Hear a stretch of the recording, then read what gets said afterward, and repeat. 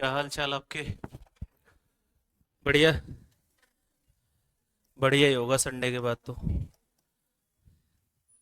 Sunday मिल गया है ना, आराम करने के लिए थोड़ा। हुआ था कि नहीं आराम थोड़ा संडे को?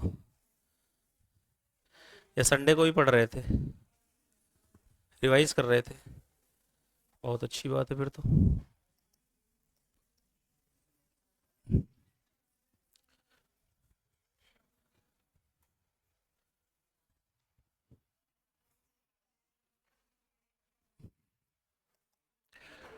आपका टॉपिक चल रहा था चैप्टर नंबर 5 का, acceptance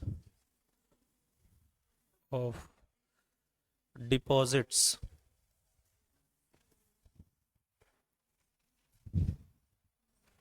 by companies, batch DI12, lecture number 16। ठीक है, 16 ही है। तो लास्ट क्लास में हमने डिपॉजिट्स का कॉन्सेप्ट स्टार्ट किया था और कुछ बातें पढ़ी थी। याद है वो बातें? क्या था? तेरी यादें, याद है? मैं कैसे भूलूं वो बातें। जल्दी बताओ।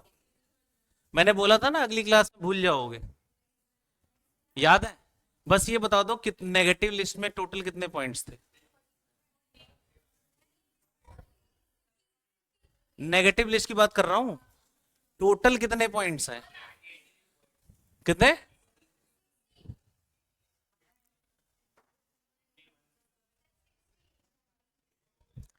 मेरा डाउट ना हकीकत में कन्वर्ट हो गया। ठीक है, चलो देख लेते हैं। अच्छा, डिपॉजिट्स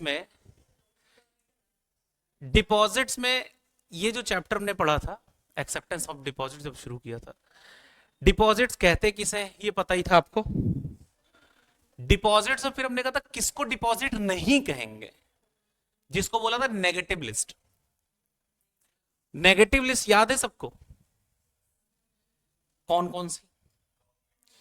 पहले, amount receive from government, foreign government और बैंक्स, ये ले लिया इनसे। ठीक है, और एज अ डायरेक्टर प्रोवाइडिंग क्या, एप्लीकेशन मनी। कब बन जाएगी डिपॉजिट, कब नहीं बनेगी, वो दोनों केस थे। 60 डेज, 15 डेज, वो वाला केस। हाँ, और yes, non interest bearing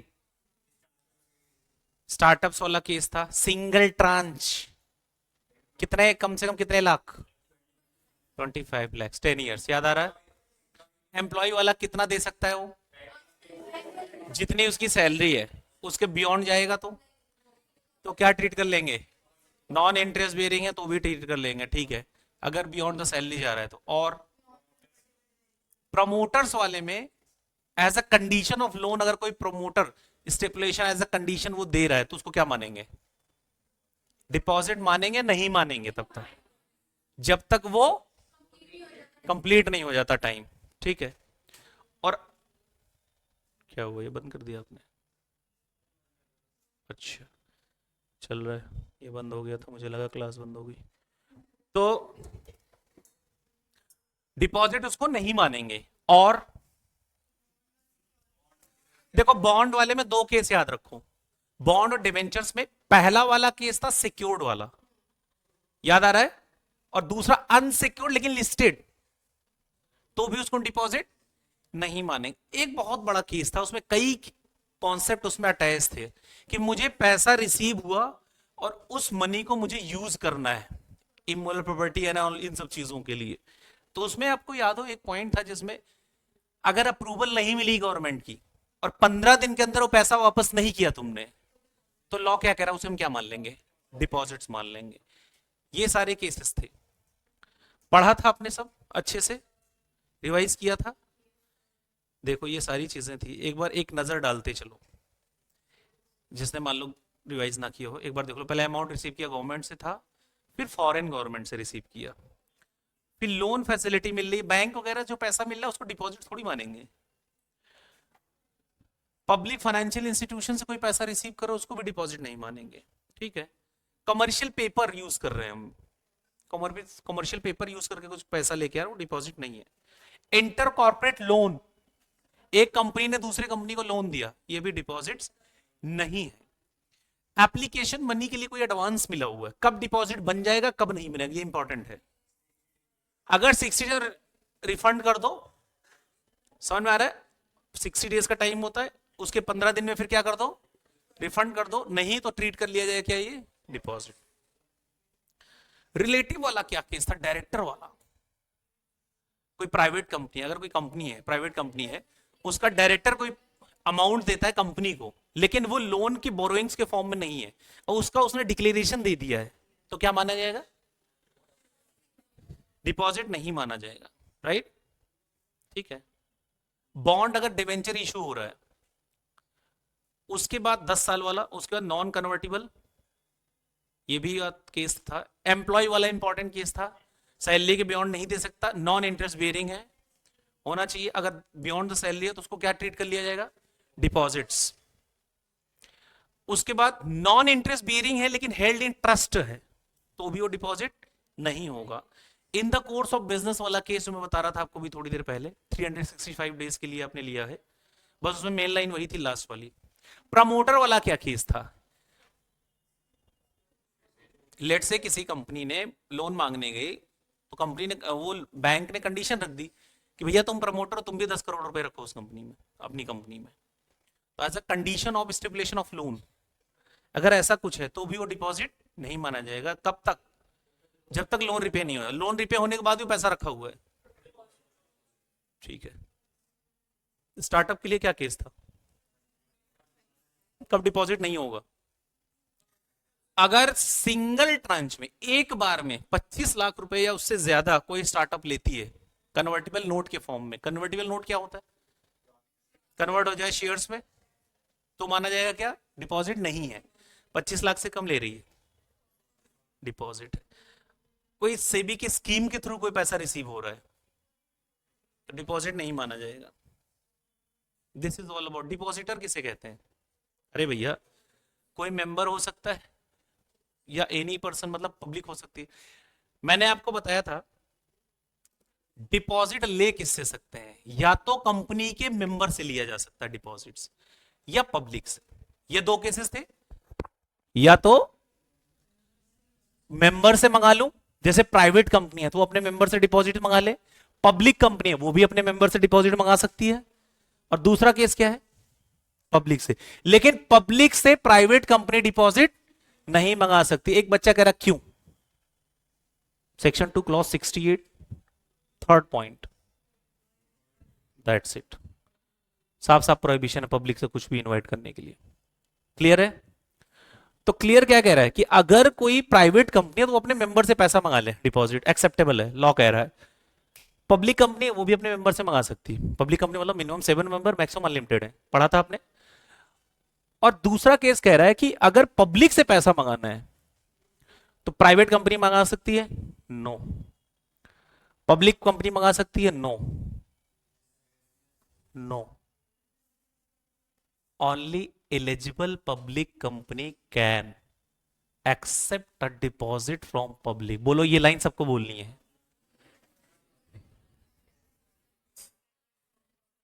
public company नहीं मंगा सकती, सिर्फ कौन सी पब्लिक कंपनी, यस। अब उसकी भी लिमिट आ जाएगी, कितनी नेटवर्थ होनी चाहिए, टर्नओवर होनी चाहिए, तब मंगा सकती है, वो हम पढ़ेंगे अभी डिटेल में। अभी के लिए आपको क्या याद रखना है, पब्लिक से डिपॉजिट कौन एक्सेप्ट कर सकता है, ओनली एलिजिबल पब्लिक कंपनी। बोलो एक बार, eligible public company, public company नहीं, एलिजिबल पब्लिक कंपनी। अभी आगे आएगा क्वेश्चन, उसको देखेंगे। अभी मैं जो केस आपके साथ आज डिस्कस करूंगा वो डिस्कस करूंगा कि अगर कोई प्राइवेट कंपनी है, लेट से कोई प्राइवेट कंपनी है या पब्लिक कंपनी है, तो क्या वो अपने मेंबर से डिपॉजिट मंगा सकती है कि नहीं मंगा सकती। पहले तो यस या नो में बताओ जवाब। मंगा सकती है मेंबर से, पब्लिक से नहीं कह रहा हूं, मेंबर से। तो अगर कोई प्राइवेट कंपनी है या कोई पब्लिक कंपनी है और अपने मेंबर से अगर डिपॉजिट मंगा रही है तो उसकी लीगलिटीज क्या होंगी, उसका प्रोसेस क्या होगा, उसके लॉज क्या लगेंगे सेक्शन 73 के हिसाब से। किसके हिसाब से? सेक्शन 73 के हिसाब से।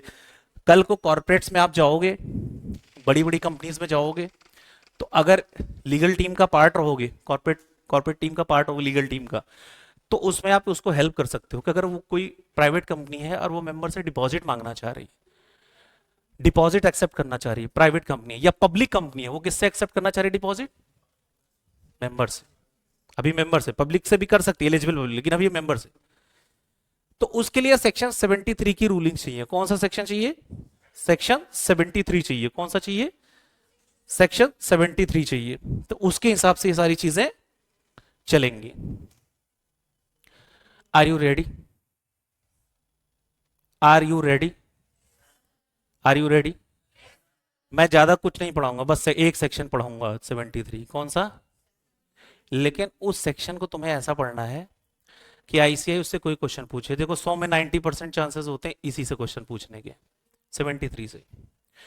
इस चैप्टर में टोटल जो सेक्शंस हैं वो ज्यादा सेक्शंस हैं नहीं, हमें लिमिटेड सेक्शंस पढ़ने हैं और कुछ सेक्शंस इररिलेवेंट है जो कि मॉड्यूल में तो दिए हुए हैं, लेकिन उसको हमें पढ़ना ही नहीं है, रीड करना है खाली। क्यों?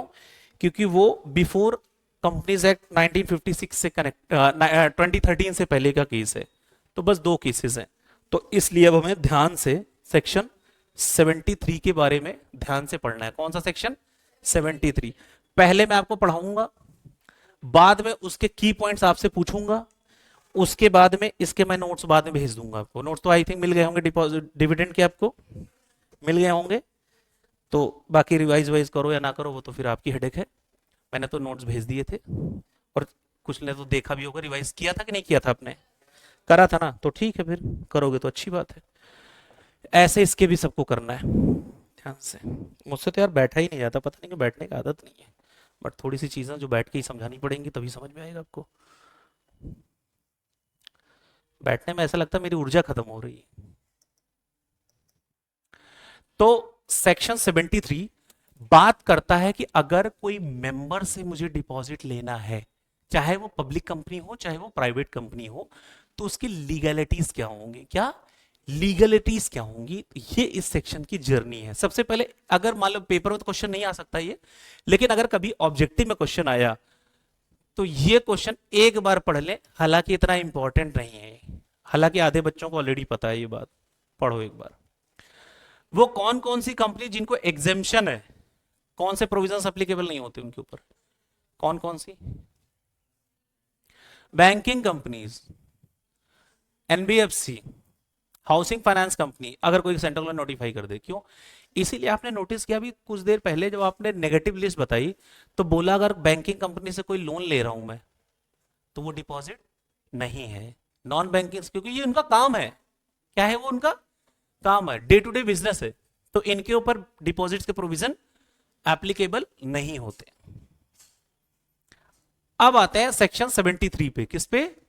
Section 73, acceptance of deposit from its members. और दोनों के लिए देखो यहां पे एक वर्ड यूज हुआ है पहले, एनी कंपनी। एनी कंपनी मतलब क्या? सेक्शन 2 क्लॉज 68 पे भी एप्लीकेबल है और सेक्शन 2 क्लॉज 71 पे भी एप्लीकेबल है। मतलब ये कौन सी कंपनी है, ये कौन सी कंपनी है? दोनों पे एप्लीकेबल है, राइट? क्योंकि मेंबर्स से दोनों मंगा सकती हैं। तो अब इसकी लीगलिटीज क्या है, क्या क्या चीजें हैं, वो सारी चीजें हम इसमें पढ़ेंगे। देखो है तो बहुत बड़ा, देखो कितने पॉइंट्स हैं? 25 पॉइंट्स हैं। देखने के लिए कितने पॉइंट्स हैं? 25 पॉइंट्स। लेकिन जब आप पढ़ोगे, पढ़ने के बाद आपको लगेगा ये तो कुछ भी नहीं है, तो बहुत ईजी चैप्टर है, ठीक है? देखने में आपको लग रहा है 25 पॉइंट्स हैं, लेकिन है कुछ भी नहीं। इसमें आधे से ज्यादा पॉइंट्स वो हैं जो जनरल टाइप्स के क्वेश्चंस हैं, जो ऑलरेडी आप बेस बना हुआ है, अब आप उसको सॉल्व कर। गोली मारो इसको, पहले बाहर फेंको।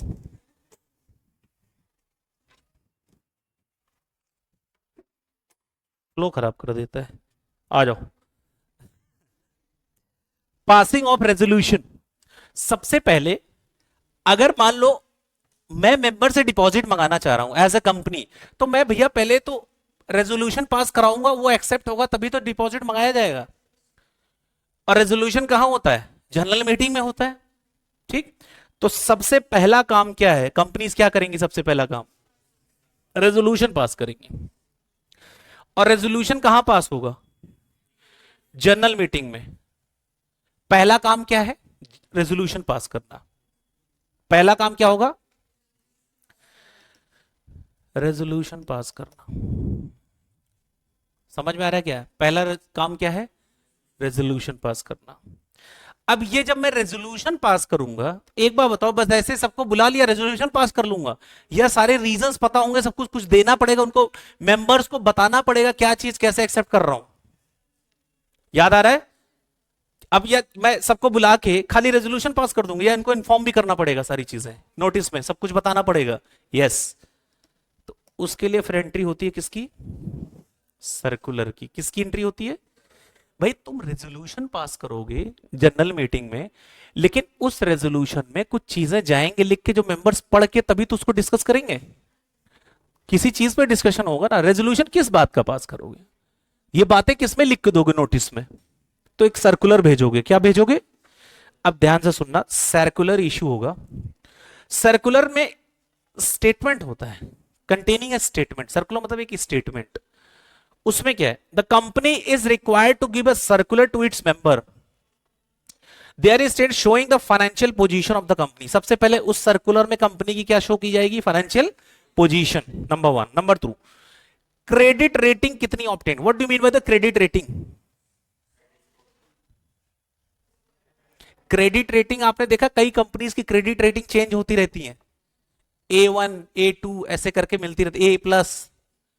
तो क्रेडिट रेट मतलब सिंपल कि तुम्हारी कंपनी की रिपेमेंट कैपेसिटी कैसी है, फाइनेंशियल डिसिप्लिन कैसा है तुम्हारी कंपनी का, वो क्रेडिट रेटिंग से पता चलता है। किससे पता चलता है? सिंपल में repayment capacity of a company, वो क्रेडिट रेटिंग एजेंसी से पता चलता है। क्रेडिट रेटिंग एजेंसी आपको रेटिंग देखती है। जैसे आप लोग जोमेटो पे या कहीं पे कुछ खरीदते हो, तो आपने देखा हो समटाइम्स आप उस रेस्टोरेंट की रेटिंग्स देखते हो। क्यों देखते हो?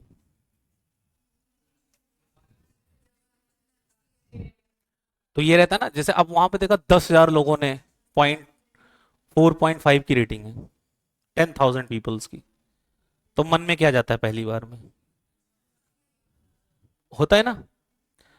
तो ऐसे ही रेटिंग क्या होती है, इन कंपनीज को मिलती है। फाइनेंशियल डिसिप्लिन शो होता है कि इनकी रिपेमेंट कैपेसिटी कितनी अच्छी है, कि दे भी पाएंगी कि नहीं दे पाएंगी। तो सर्कुलर में एक स्टेटमेंट देना होता है, उस स्टेटमेंट में क्या शो किया जाता है? कंपनी की फाइनेंशियल पोजीशन और कौन सी क्रेडिट रेटिंग मिली है। क्रेडिट रेटिंग क्या है? A1 है, A+ है, A++ B है, क्या है? कह रहा था total number of depositors and the total amount due towards the deposit in respect of previous deposits.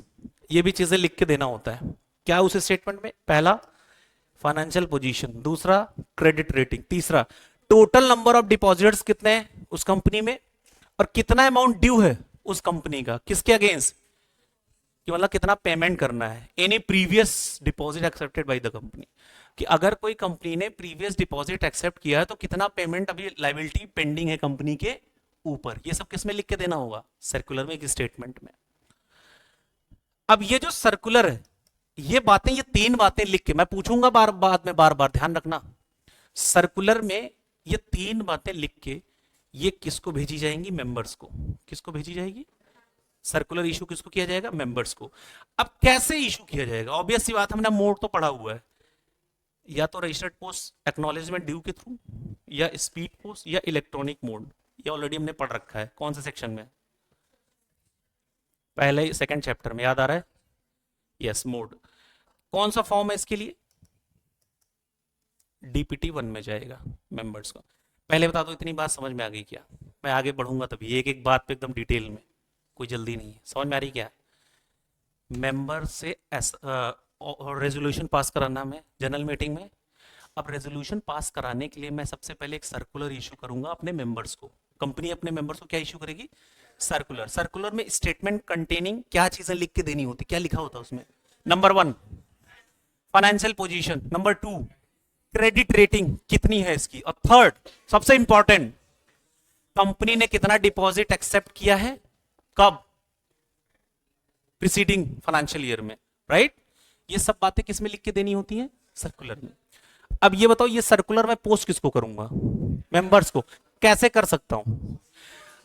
Post acknowledgement due, दूसरा ऑप्शन स्पीड पोस्ट, और तीसरा इलेक्ट्रॉनिक मोड। कौन से फॉर्म में दूंगा ये? Very good. अब इतना हो गया, इसके बाद में ये सर्कुलर जो है मैं पब्लिश करूंगा। अगली हेडिंग आती है पब्लिश करूंगा सर्कुलर को। ऑब्वियस बात, पूरा बच्चा बच्चा जानता है कौन से लैंग्वेज में पब्लिश होने वाला है। या तो इंग्लिश में होगा, एक तो इंग्लिश में ही होगा, और दूसरा पूरे बच्चे को पता है क्लास में। एक बच्चा कह रहा है सर ये वर्नाकुलर का क्या मतलब होता है? लोकल लैंग्वेज, ओरिएंटल लैंग्वेज, देसी भाषा, जैसे गुजराती, पंजाबी, मराठी, और कोई है क्या? तमिल, तेलुगु, और कन्नड़ा, इर एपड़ा एरकिंग। आपने कन्नड़ बोला ना, तो इर एपड़ा एरकिंग, ठीक है। तो ये सब language, these are the local languages. अच्छा एक बात बताओ, लोकल लैंग्वेज एक फायदा ऐसा होता है, जैसे कहीं पे जाओ, जैसे मैं I was in to Orissa. Orissa जानते हो ना आप? लॉर्ड ऑफ यूनिवर्स वहीं रहते हैं। तो मैं एक बार उन्हीं के पास गया था उनके दर्शन करने, जगन्नाथ जी। तो वहाँ आप देखोगे, वहाँ पे ना एक तो समंदर का एरिया है, तो वहाँ ये जो नारियल नारियल पानी तो यहाँ 70 रुपए मिलता है। तो समंदर किनारे मैं घूम रहा था, तो मैंने कहा एक काम करो, नारियल पानी सब पी रहे थे, सब अपनी अपनी व्यवस्था लेके घूम रहे थे, पी रहे थे। तो मैंने कहा मैं भी ले लेता हूँ नारियल पानी। अब नारियल पानी मैंने उठाया, तो मेरे साथ वहां का एक लोकल था, एक लोकल बंदा था वहां का, वो उड़िया भाषा बोलता था। कौन सी भाषा? उड़िया वहां चलती है। तो पहले मैंने पूछा उससे, मैंने कहा भैया ये नारियल पानी कितने का है? तो मुझे बताया 40 रुपए का। तो मैं मन में खुश हुआ कि चलो दिल्ली में 70 का, यहाँ 40 का, अच्छी बात है, बहुत सस्ता है। मैं खुश हुआ, मन ही मन बहुत खुश हो रहा था कि बहुत सस्ता मिल गया मुझे। 40 क्या है, कुछ भी नहीं है, दिल्ली में तो 70-70 का पी रहा था। थोड़ी देर बाद वो दोस्त आता है, वो कुछ काम कर रहा था, वो आया, कितने का लिया? मैंने कहा मैंने तो 40 का लिया। तो वो दुकानदार के पास जाता है, पता नहीं क्या उड़िया भाषा में उनसे बात करता है, और वो 20 रुपए मुझे वापस करता है। उसके बाद कितने में मिला? 20 रुपए। तो मैंने कहा यार उस बच्चे का लॉस नहीं हो जाएगा, उस बंदे का लॉस नहीं हो जाएगा यार, तुमने 20 रुपए में कौन नारियल देता है? कह रहा सर अगर आपको बताऊं ना तो 10 में मिलता है यहाँ तो कई जगह। तो मैं तो शॉक हो गया। मैंने कहा क्यों? कह रहे यहाँ तो ये सब चीजें, वो है ना कोस्टल एरिया टाइप का है, तो वहाँ चीजें रहती हैं। तो मैंने देखा वो उस लोकल लैंग्वेज जब बात किया उसने, तब फर्क पड़ता है। पड़ता है नहीं पड़ता लोकल लैंग्वेजेस में? जैसे आप कहीं जाओ, तो अब वहां के लोकल लैंग्वेज अगर आपको आती है तो फायदा बहुत मिलता है, वरना टैक्सी वाले तक आपको फिर क्या समझ लेते हैं? नया आया है बकरा, बकरा मिला है नया नया, होता है कि नहीं होता है? लेकिन जैसे वहां की लोकल लैंग्वेज, जैसे आप मान लो बनारस गए आप, बनारस की लोकल लैंग्वेज क्या है?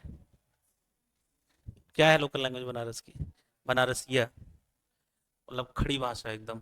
बात बात में गाली देते हैं वहां पे, आशीर्वाद बोलते हैं उसको, वहां पे गाली को आशीर्वाद बोल देते हैं कई बार। जैसे आपको बोला खुश रहो, फिल इन द ब्लैंक्स कर देते हैं उसके बाद।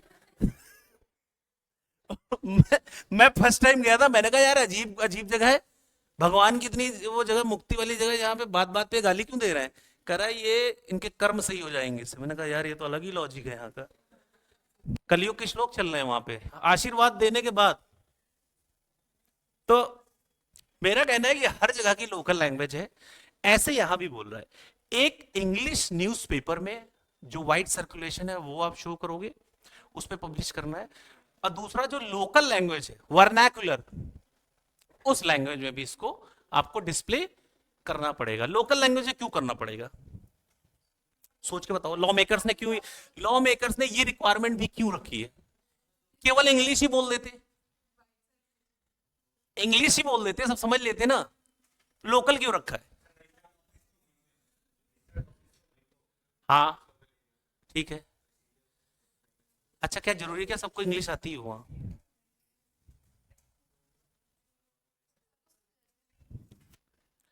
मेरा एक दोस्त था, वो एक जगह गया हुआ था साउथ में। जिस जगह गया हुआ था, उस बंदे को ना तो इंग्लिश आ रहा था, ठीक है, हिंदी वो बोल पा रहा था। यहीं से गया था दिल्ली से। हिंदी उसको आती थी, हिंदी उसको नहीं आती। इंग्लिश इसको आती है, इंग्लिश उसको नहीं आती। वहां फिर उसको वो इंटरनेशनल लैंग्वेज ने हेल्प किया, यूनिवर्सल लैंग्वेज ने हेल्प किया। यूनिवर्सल लैंग्वेज समझते हो क्या होती है? अब मुझे बिस्किट लेना है, मुझे ये नहीं पता आपसे कैसे बात करी, तो मैं क्या करूंगा? ना मुझे इंग्लिश आती, ना उसको इंग्लिश आती, मान लो ना कन्नड़ मुझे आती ना उसे, तो मैं क्या करूंगा? गूगल ट्रांसलेटर करोगे तो भाग जाएगा उतनी देर में। मैं चुपचाप करूंगा, ऐसे उठाऊंगा biscuit. This is the universal language, I will pick that and पूछूं। और ये भी नहीं समझेगा अगर, तो नोट निकालूंगा। समझ जाएगा कि नहीं समझ जाएगा? और सच में ऐसी कई बार हो चुकी हैं बातें।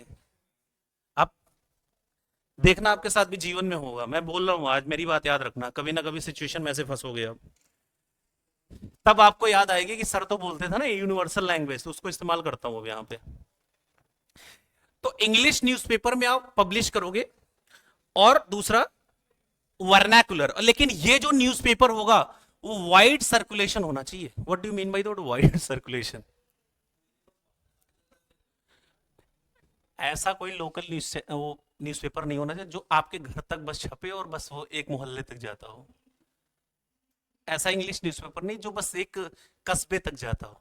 वाइड सर्कुलेशन मतलब उस मोस्टली एरिया में वो न्यूज़पेपर चलता है। जैसे हिंदी न्यूज़पेपर्स आपने कहीं देखे होंगे। कौन कौन से नाम बताओ जरा एक दो। दैनिक भास्कर, अमर उजाला, दैनिक जागरण, ये सब क्या है? ये सब ज्यादातर सर्कुलेशन में, तो इनको एस टाइप का। अब चलो इसके बाद, जहां पे रजिस्टर्ड ऑफिस है वहां पे आपने पब्लिश कर दिया। इतनी बात समझ में आ गई क्या? अब ध्यान से देखो, इसके बाद एक सर्टिफिकेट लेना है आपको। क्या लेना है उसके? सर्टिफिकेट। सर्टिफिकेट किससे लेना? कंपनी के स्टैट्यूटरी ऑडिटर, आप लोगों से। और वो डीपीटी वन के साथ अटैच होगा। एक सर्टिफिकेट कौन देगा? Chartered accountants. और वो सर्टिफिकेट किसके साथ अटैच होगा? देख लो, उसके साथ अटैच करोगे। ये किस बात का प्रमाण होगा? ये किस बात का प्रूफ होगा? ये सर्टिफिकेट जो आप लोग दोगे, company has not committed any default in the repayment of deposit, in the payment repayment of interest accepted before or after। एक स्टेटमेंट आप लोगों से लिया जाएगा, स्टैट्यूटरी ऑडिटर से, और वो अटैच होगा उसके साथ। और वो इस बात का प्रमाण होगा कि ये जो कंपनी है जो डिपॉजिट मांगना जा रही है, इसने कोई डिफॉल्ट नहीं कर रहा है। किसमें किसमें नहीं कर रखा है? रिपेमेंट ऑफ डिपॉजिट के अमाउंट में या उसके इंटरेस्ट पे। कितने लोगों को इतनी बात समझ में आ गई? अभी इसको सीक्वेंस फिर कंसाइज करेंगे। अभी इतनी बात समझ में आ रही है ना सीक्वेंस में पूरा? अब यार एक बात बताओ, कंपनी तो है, कभी हो सकता है डिफॉल्ट कर दिया हो। कह रहा है अगर किसी कंपनी ने कोई डिफॉल्ट ऑलरेडी कर रखा है रिपेमेंट ऑफ डिपॉजिट्स में, before after the commencement of the act, या उसके इंटरेस्ट में, तो certificate of statutory auditor of company shall be attached in DBT one stating that the company had make good default in the period of. कि मतलब गलती कर दी तो पाप कर दिया था, लेकिन पाप को पुण्य में बाद में कन्वर्ट किया उसने अपने कर्मों से। और उस कर्म को किए हुए कितने साल हो चुके हैं? कितने साल बीत चुके हैं उस काम को किए? मतलब वो डिफॉल्ट तो किया था कंपनी ने, लेकिन वो डिफॉल्ट को गुड किया, मतलब पहले उसने वॉयलेशन किया, नहीं पे किया। मान लो लेट से 2016 में रिपेमेंट ऑफ डिपॉजिट नहीं किया, उसने डिफॉल्ट कर दिया। लेकिन उसने 2017 में पेमेंट कर दिया। 16 में करना था, नहीं किया, 17 में उसने पेमेंट कर दिया, मतलब मेक गुड द डिफॉल्ट। अब लॉ ने कहा कितने साल बीत चुके हो, लेकिन उसके 5 साल। तो अब कब कर सकता है? 17 में पेमेंट किया, 5 साल जोड़ लो वहां से 22 में, तो उसको कितने साल बीत चुके हो ये बात किए हुए? 5 years। कितने साल बीत चुके हो? 5 years। Make good of the, जो उसने डिफॉल्ट किया उसको मेक गुड किए हो कितने टाइम हो चुका हो? 5 साल बीत चुके हो, इलैप्स हो चुके हो, 5 साल बीत चुके हो since the date of making good default. जब से उसने गुड डिफॉल्ट किया 2017 से, तब वो कर सकता है। Such a circular shall be issued on the authority in the name of board of directors. किसके नाम से इशू होगा? ऑब्वियस सी बात है, सर्कुलर किसके नाम से इशू होगा? बोर्ड ऑफ डायरेक्टर्स की अथॉरिटी में। अब इससे क्वेश्चन आता है, ऑब्जेक्टिव क्वेश्चन, पूरी क्लास मेरी बात को ध्यान से सुनेगी, ये वाला इंपॉर्टेंट क्वेश्चन है और इससे हमेशा इंस्टीट्यूट ऑब्जेक्टिव क्वेश्चन पूछता है। ये जो सर्कुलर है कितने टाइम तक इसकी वैलिडिटी होगी, ये क्वेश्चन आता है ऑब्जेक्टिव में कि सर्कुलर की वैलिडिटी कितने टाइम तक की होती, बहुत पूछा जाता है ऑब्जेक्टिव में क्वेश्चन कि सर्कुलर कितने टाइम के लिए वैलिड होगा। ध्यान सुनना, the circular shall remain valid till the earliest of the following date. इन दोनों तारीखों में जो पहले हो जाए, कौन कौन सी? Up to 6 month, up to 6 month कहां से? From the closure of financial year in which it is issued. जिस साल इसको इशू किया गया है वहां से, फ्रॉम द क्लोजर ऑफ, जब फाइनेंशियल ईयर क्लोज हो रहा है उसके 6 मंथ तक, up to 6 month from the closure of financial year. Financial year जब से क्लोज हो रहा है वहां से 6 महीने के अंदर तक। दूसरा, और the date on which the financial statement are laid before the company at AGM. या तो वो डेट जब फाइनेंशियल स्टेटमेंट कहां प्रेजेंट कर दिया गया हो कंपनी की, एजीएम में। सिंपल वे में सेकंड की पोजीशन है जब एजीएम हो जाए, जब एजीएम एनुअल जनरल मीटिंग हो जाए। और अगर एजीएम नहीं हुई तो as per the provision of जब एजीएम होनी चाहिए थी, जो डेट उसके लिए डिसाइड थी, भले नहीं हो तो वो डेट कंसीडर कर लेंगे। तो जनरली आप याद रखना 6 month from the closure of financial year. कितने महीने के लिए वैलिड होता है? 6 month from the closure of financial year और एजीएम हेल्ड। ये लाइन याद रखना है ऐसे, बस इतनी। Up to 6 month from the closure of financial year, और दूसरा option AGM held, that's it. समझ में आ रहा है कितने टाइम तक वैलिड रहेगी? Up to 6 month from the closure of financial year. और अगर a fresh circular shall be issued in each succeeding financial year, हर फाइनेंशियल ईयर में, अगले फाइनेंशियल ईयर में अगर कुछ करना है तो फिर क्या करना पड़ेगा? इसको न्यू फ्रेश सर्कुलर इशू करना पड़ेगा, inviting deposit during that financial. मतलब ये नहीं एक बार तुमने सर्कुलर इशू कर लिया तो वो हर साल के लिए नहीं है, बस उसी टाइम के लिए जब वो डिपॉजिट आप लेना चाह रहे हो। अगर मान लो अभी 2017 में, 2024 में किया तो 2024 में आप सर्कुलर इशू कर दो। मान लो 2026 में मुझे दोबारा से डिपॉजिट एक्सेप्ट करना है तो यही सर्कुलर काम चल जाएगा, नया लेना पड़ेगा। यस, ऑब्वियस ही बात, समझ गए हो आप। तो अब अगर आपसे कोई क्वेश्चन पूछे कि सर्कुलर से रिलेटेड 4-5 बातें आपको लिखनी है तो क्या क्या सोच में आ रही हैं दिमाग में आपके? सर्कुलर से रिलेटेड रेजोल्यूशन पास होने के लिए सर्कुलर का बहुत बड़ा रोल है। तो सर्कुलर की कहानी में 4 पॉइंट क्या लिखोगे? 4 से 5 पॉइंट। पहले, किसको इशू होता है, इसमें क्या इंक्लूड होता है,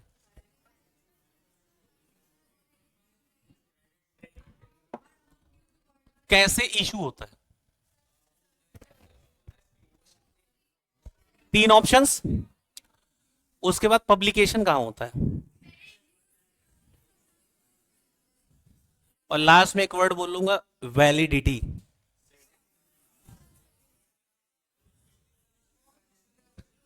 एक और हेडिंग लिखूंगा लास्ट में, fresh circular heading in every succeeding financial.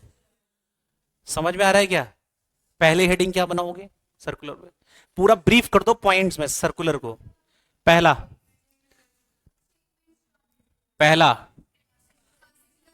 To whom, पहला, ठीक है।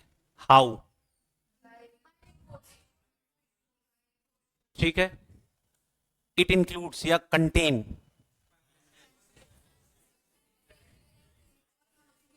ठीक है। अगली हेडिंग क्या लिखोगे फिर? फॉर्म नंबर तो पता है डीपीटी 1 में, ठीक है। पब्लिकेशन, इंग्लिश में। लॉ लिखना है पेपर में, इंग्लिश नहीं लिखना है। मैंने एक रील देखी थी, उसमें कह रहा है क्या पढ़ रही हो, पता नहीं क्या बोलता उसमें, इंग्लिश पढ़ रही हूँ। पढ़ा देखा आपने किसी ने रील में? एक दिन मुझे किसी ने भेजा ये रील अभी जल्दी में, मैंने कहा ये कौन सी रील है? उसमें जैसे देखा, एक दोस्त है तो उन्होंने देखा होगा, उन्होंने भेज दिया। मैंने कहा ये क्या रील है, क्लिक किया, करे इंग्लिश पढ़ रही हूँ। नहीं साइंस की बुक पढ़ रही हूँ, ऐसे कुछ कर रहा था, फिर गाना शुरू हो जाता है। तो लॉ लॉ लिखा जाता है या इंग्लिश लिखा जाता है? हमें इंग्लिश लिखना है, लॉ लिखना है पेपर में, लॉ लिखना है। अब आपसे कोई पूछे, ये नहीं बोलो इंग्लिश पढ़ रही हूँ, ये लॉ पढ़ रही हूँ, लॉ की बुक पढ़ रही हूँ। ठीक, हाँ, तो लॉ ही लिखना है हमें, इंग्लिश नहीं लिखना। अगर वर्नैकुलर लिखा है तो लोकल लैंग्वेज यूज नहीं करना, ओरिएंटल यूज नहीं करना है। अगर इंस्टीट्यूट ने, अगर लॉ मेकर्स ने वर्नैकुलर लिखा है तो तुम वर्नैकुलर पहले लिखोगे, ब्रैकेट में अगर तुम्हें लिखना है तो उसके बगल में ब्रैकेट में क्या लिख देना, local.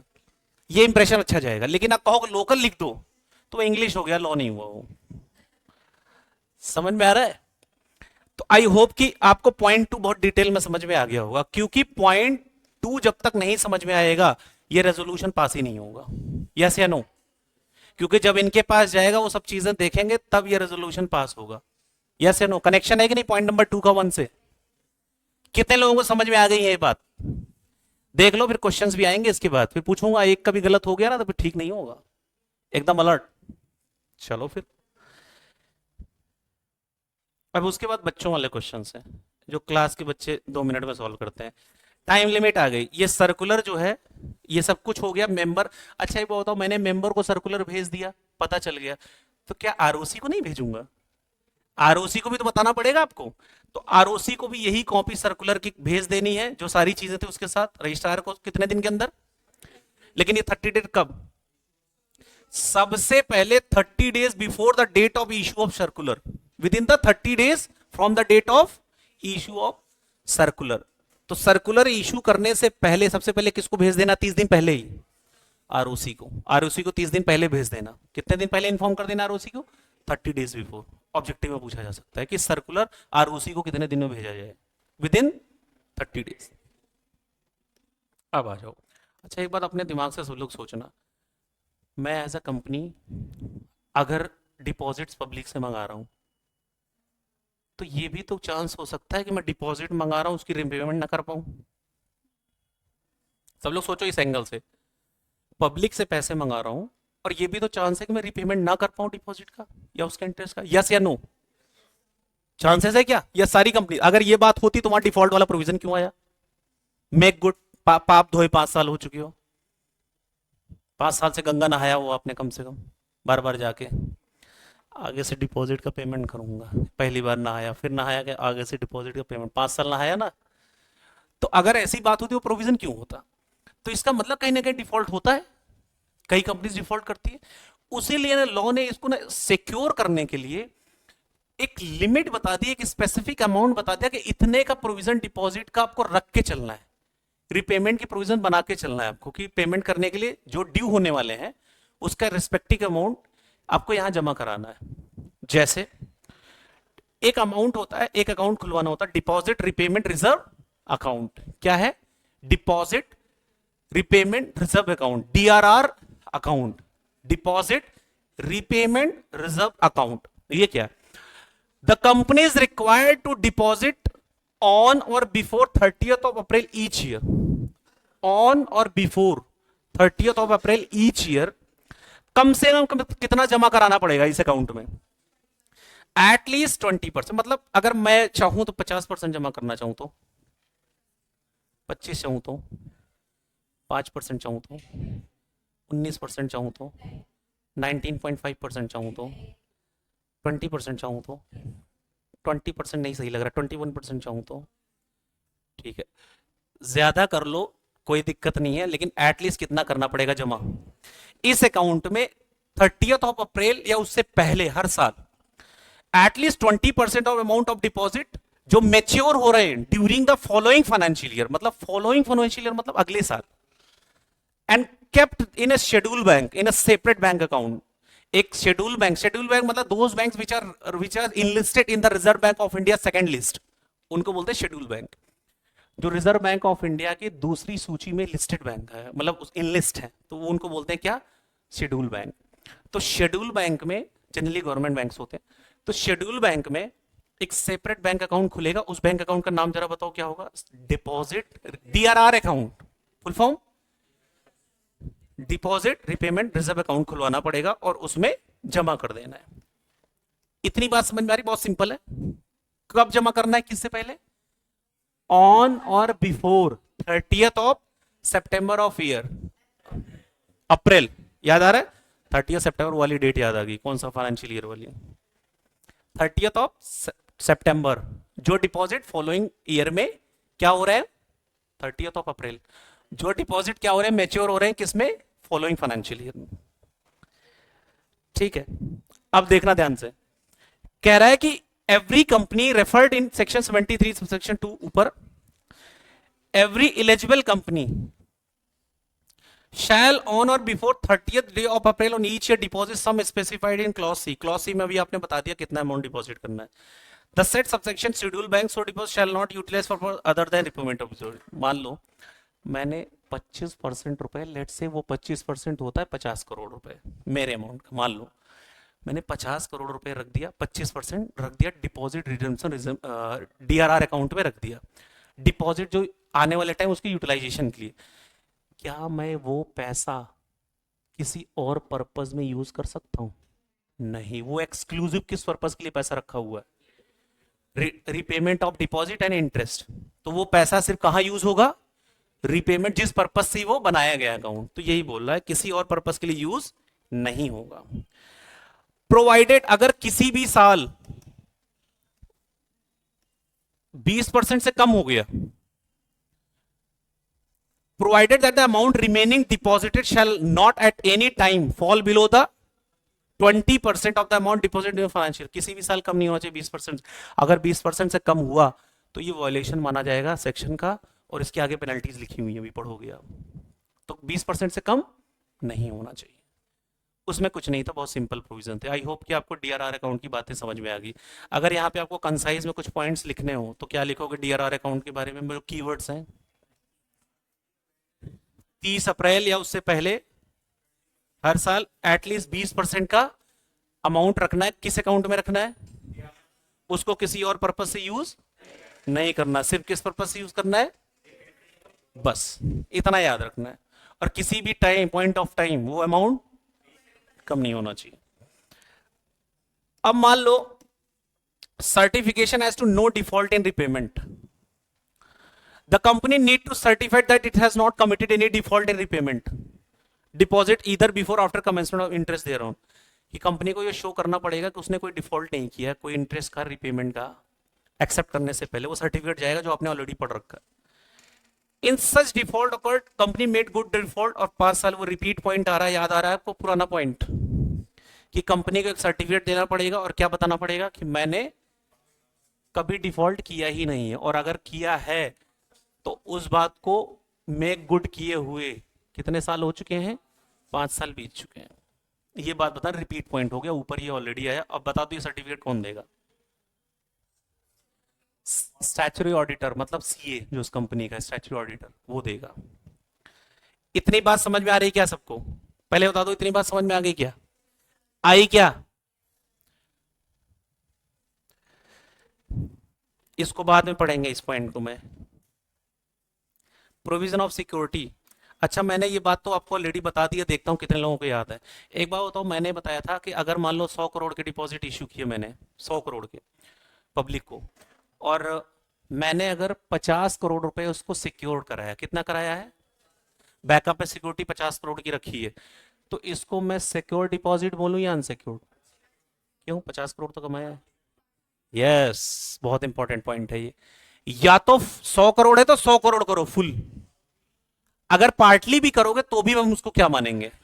There is no provision of partly deposits here, partly security कुछ नहीं है यहाँ पे। या तो इधर फुली सिक्योर्ड या अनसिक्योर्ड। समझ में आ रहा है? या तो फुली सिक्योर्ड होगा और या उसको अनसिक्योर्ड बोलेंगे। There is no provision for partly secured. समझ में आ रहा है क्या? अब पढ़ते हैं उसी बात को।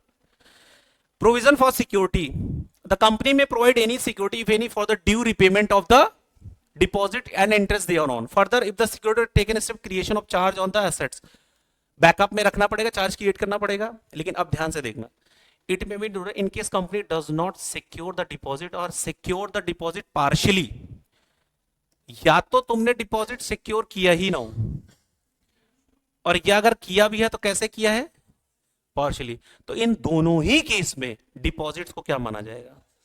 अनसिक्योर्ड। इसका मतलब यह है अगर पार्टली सिक्योर्ड किया मैंने तो भी उसको लॉ क्या मानेगा? अनसिक्योर्ड। ऑब्जेक्टिव में क्वेश्चन पूछा जाता है कभी कभी ये वाला, it shall be quote in every circular from advertisement. और आपको क्या करना पड़ेगा? ये बात हर सर्कुलर में कोट करना पड़ेगा, एडवर्टीजमेंट बताना पड़ेगा। जब आप पब्लिक से डिपॉजिट मंगा रहे हो उस एडवर्टीजमेंट में, सर्कुलर में ये बात लिखनी पड़ेगी कि हमारा डिपॉजिट सिक्योर्ड है या। सारे सीए जितने बैठे मेरे सामने ये बात ये बताएं, सोच के बताएं लॉ मेकर ने ये बात कंडीशनल क्यों लगा दी कि तुम सर्कुलर ये बात लिख के या एडवर्टीजमेंट ये बात को शो करोगे कि तुम्हारा डिपॉजिट सिक्योर्ड है अनसिक्योर्ड। बताओ इससे फायदा क्या होगा?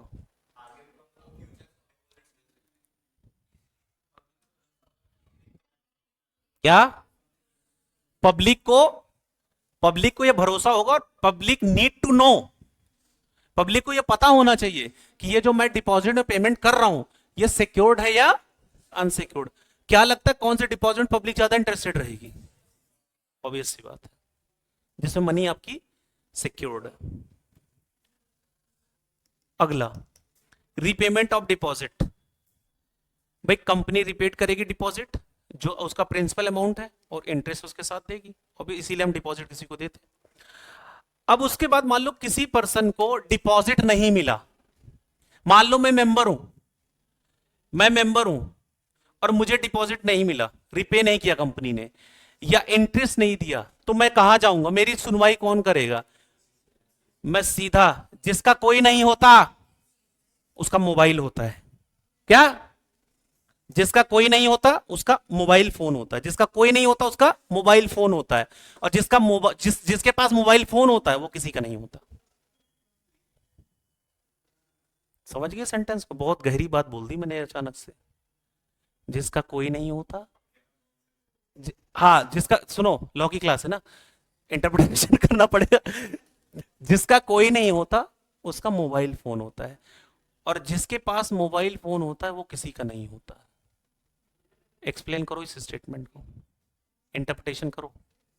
जब आपके पास मोबाइल फोन रहता है तो आप अपने घर, आपको किसी की जरूरत नहीं होती, आपके फादर आपके बगल में बैठे रहते हैं, मम्मी बैठी रहती है, रिलेटिव बैठे रहते हैं, फिर भी आप मोबाइल में लगे रहते हो, कुछ लोग को छोड़ के।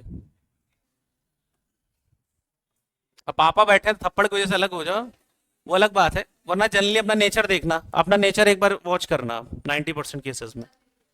अब मैं तो भगा देता हूँ, अगर कोई बंदा मेरे सामने आया, जैसे कहीं मीटिंग कोई आया, क्लाइंट भी आया है, अगर मेरे सामने वो मोबाइल ज़्यादा देर तक यूज़ कर रहा है, हेलो कर रहा है, मुझे इग्नोर कर रहा है, मैंने कहा भगाओ इसको बाहर, निकाल देता हूँ।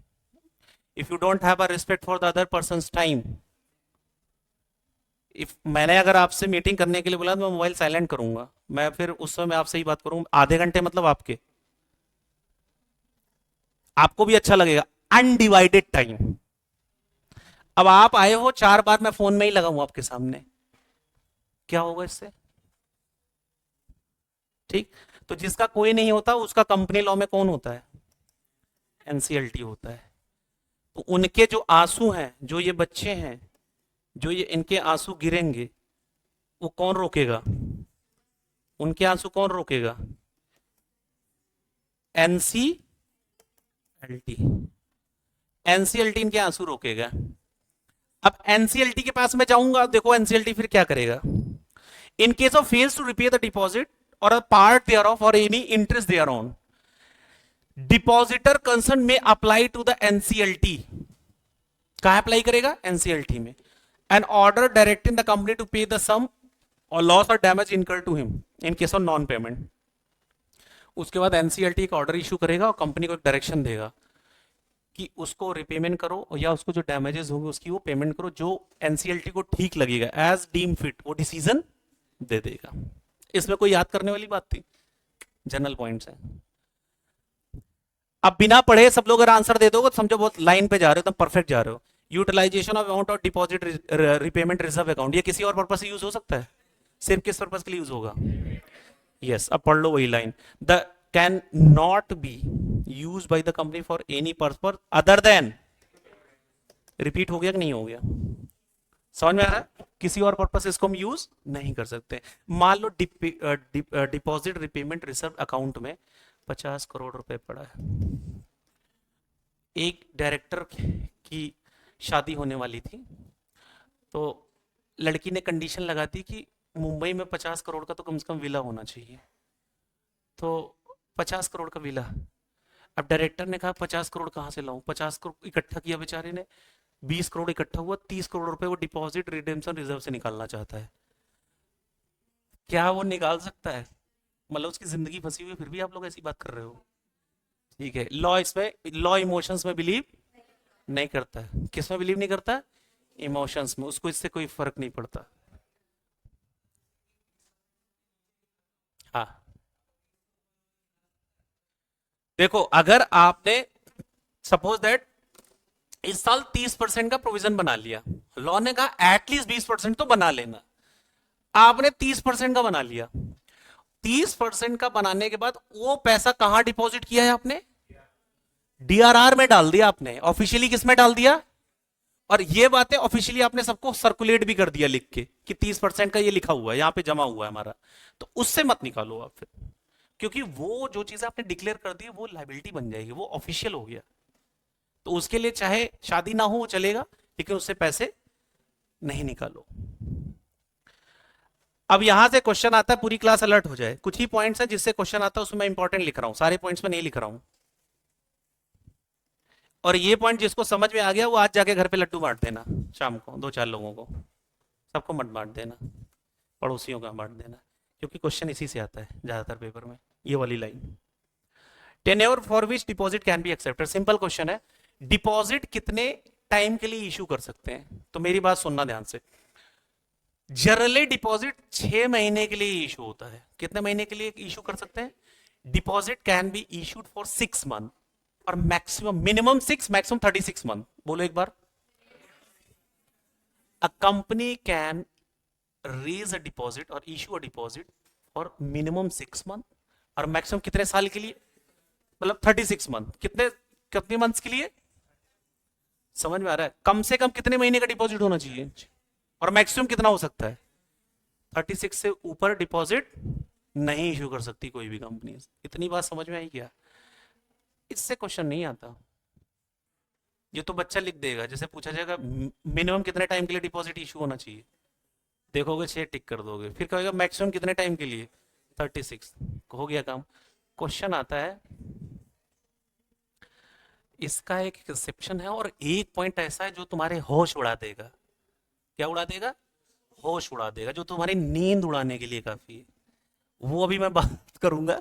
पहले जनरल प्रोविजन सुन के खुश हो जाओ सब लोग। मिनिमम कितने टाइम के लिए डिपॉजिट इशू होता है, और मैक्सिमम कितना? 36। मिनिमम कितना? ऐसे बोलो, जनरली कितने टाइम के लिए डिपॉजिट, ये बेटर वर्ड होगा। Generally 6 month, maximum, generally, maximum. अब एक्सेप्शनली भी तो आ जाओ, अभी तो जनरली चल रहे हो, अब क्या चलो एक्सेप्शन। कुछ कंपनीज गवर्नमेंट के पास पहुंच गई, कह रही अरे गवर्नमेंट आपने तो कह रहे हो कि 6 महीने और उधर 36 महीने, चलो मान लिया। पैर छू के गवर्नमेंट का क्या कह रहे हैं? पहले कुछ कंपनीज गई और पैर छुए गवर्नमेंट कैसे, और क्या बोल रही हैं कि ठीक है आपकी बात सर और आंखों पर। कहां पे? सर और आंखों पर। कौन सी बात? 6 महीने और 36 मंथ। रिस्पेक्ट कर रहे हैं। फिर कुछ कंपनियां अचानक से रोने लगी, आर्टिफिशियल लीगल पर्सन है लेकिन डायरेक्टर रोने लगे। उन्होंने कहा सर हमें कई बार ना वर्किंग कैपिटल के लिए कुछ पैसा चाहिए होता है। किसके लिए?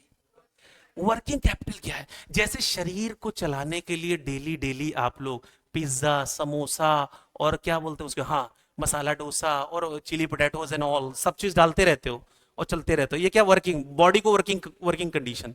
तो ये क्या? Working capital. ऐसे कंपनीज को चलाने के लिए डे टू डे एक्टिविटीज के एक्सपेंस लगते हैं, राइट? चाय, समोसा, ये सब कंपनीज में भी बनती है। तो अब ये डे टू डे एक्टिविटीज के जो खर्चे हैं उनका नाम है वर्किंग कैपिटल। क्या बोलते हैं उसको? Life blood of the business बोला जाता है। क्या बोलते हैं? तो कंपनीज को सर हम वर्किंग कैपिटल का खर्चा कहां से लाएंगे, ये गवर्नमेंट कुछ तो सुनो हमारी। तो कहा ठीक है, इनकी बात तो दम है कि अगर वर्किंग कैपिटल का पैसा ये मेंबर से रेज कर रहे हैं एज ए डिपॉजिट्स, और इससे कंपनी की ग्रोथ हो रही, क्योंकि वर्किंग कैपिटल खर्चे नहीं तो कंपनी लॉन्ग टर्म में चल ही नहीं पाएगी इनिशियल फेज में। तो गवर्नमेंट ने क्या किया? वर्किंग कैपिटल के लिए गवर्नमेंट ने क्या बोला कि चलो कोई बात नहीं, अभी तक बात सुन रहे थे कि मिनिमम 6 मंथ का तो होना चाहिए, ये लाइन सुनी आपने। अब गवर्नमेंट ने कहा मिनिमम 3 मंथ्स दे दिया। कितना दे दिया? 3 महीने का डिपॉजिट मंगा सकते हो। 3 महीने से नीचे का तो सोच भी मत लेना। मैक्सिमम कितना? मैक्सिमम मैक्सिमम 36 था, मिनिमम 6 था जनरली। लेकिन स्पेशल केसेस में 3 महीने का भी डिपॉजिट रेज कर सकते हो वर्किंग कैपिटल की रिक्वायरमेंट के लिए, सब्जेक्ट टू सम कंडीशन। वो 10% की कंडीशन लगा दी है बस। पढ़े आप क्या प्रोविजन? इतने ओवरव्यू समझ गए क्या? जनरली कितने के टाइम के लिए डिपॉजिट इशू हो सकता है? 6 से 36।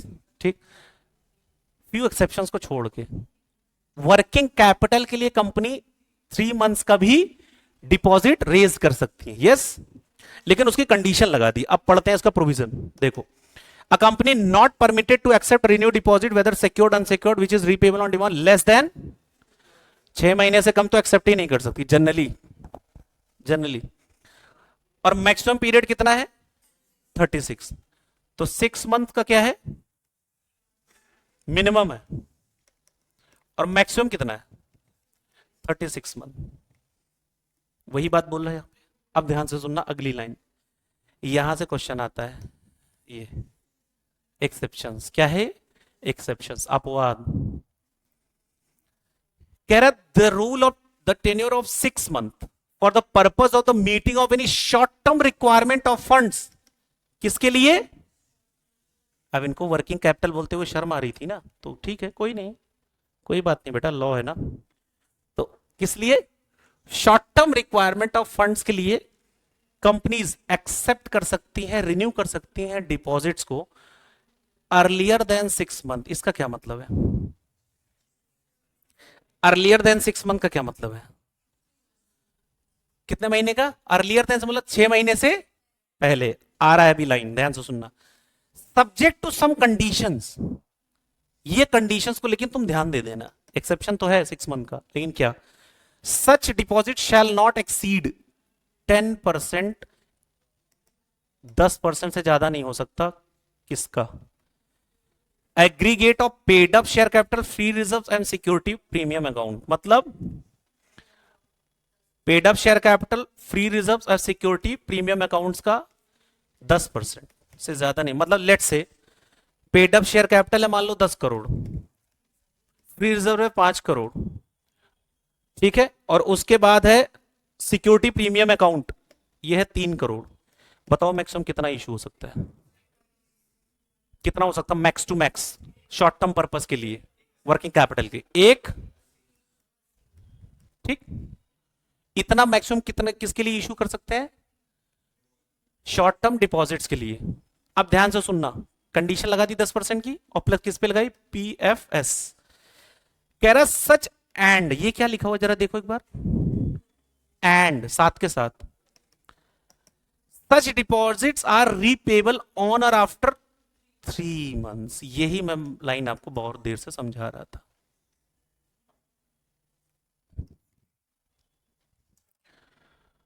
तो मिनिमम 3 महीने का तो चाहिए चाहिए। क्या लिखा हुआ है? After 3 month. मतलब 3 मंथ से कम का डिपॉजिट, तो 3 महीने का तो चाहिए चाहिए एटलीस्ट। आफ्टर 3 मंथ पेमेंट होना चाहिए। समझ में आ रहा है क्या? कितने लोग इसका चार्ट बना के दिखाओगे? टेन्योर ऑफ डिपॉजिट्स में हेडिंग डाल के इसका चार्ट में प्रेजेंट करके दिखाओ। देखता हूं कितने लोग आर्टिस्ट बैठे हैं मेरी क्लास में। ऊपर हेडिंग डालोगे टेन्योर ऑफ डिपॉजिट और इसका चार्ट फॉर्म में कन्वर्ट करके दिखाओ। एक बच्चा कह रहा है कैसे बनाऊंगा? हिंट दे देता हूं, एक नॉर्मल केस इधर हो गया, एक हो गया एक्सेप्शनल केस। ये दो तीर निकलेंगे, नॉर्मल केस और एक्सेप्शनल केस, बस। अब इसी में बना दो।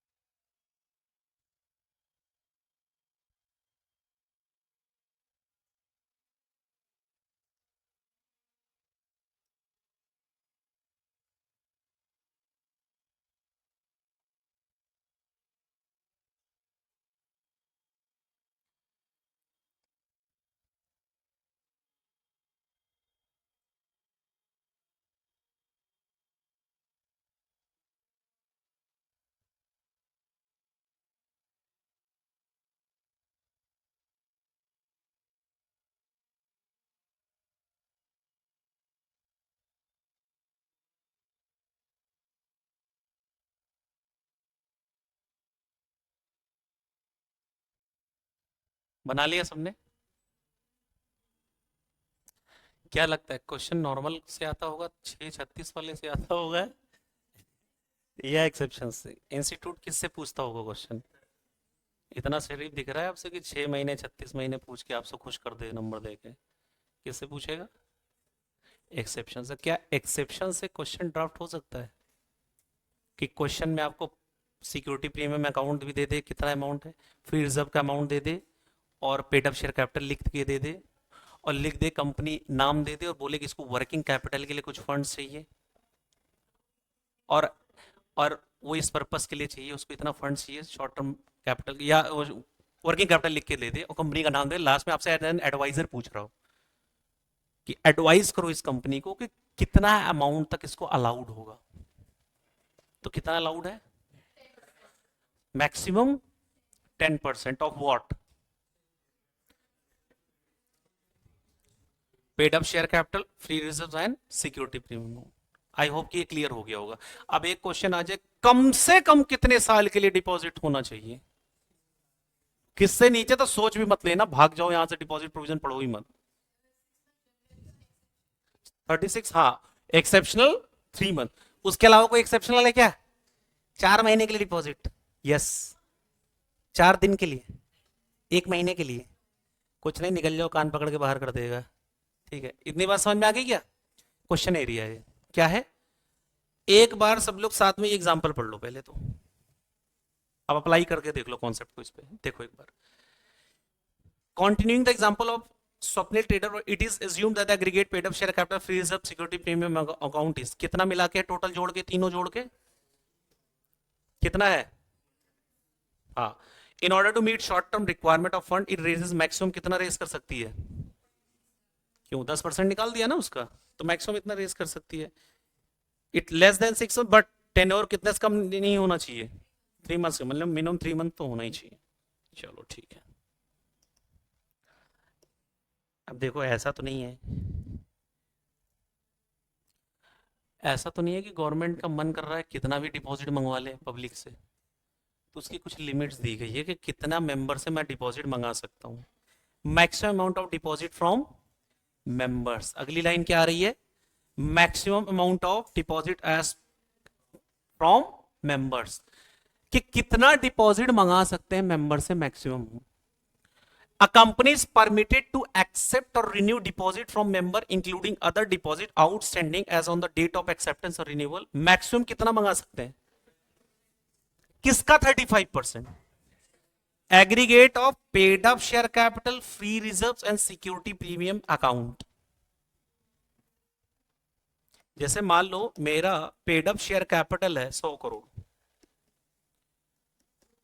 फ्री रिजर्व है 50 करोड़, और सिक्योरिटी प्रीमियम अकाउंट में पड़ा हुआ है मेरे 15 करोड़, तो मैं मैक्सिमम कितना डिपॉजिट मेंबर से मंगा सकता हूं?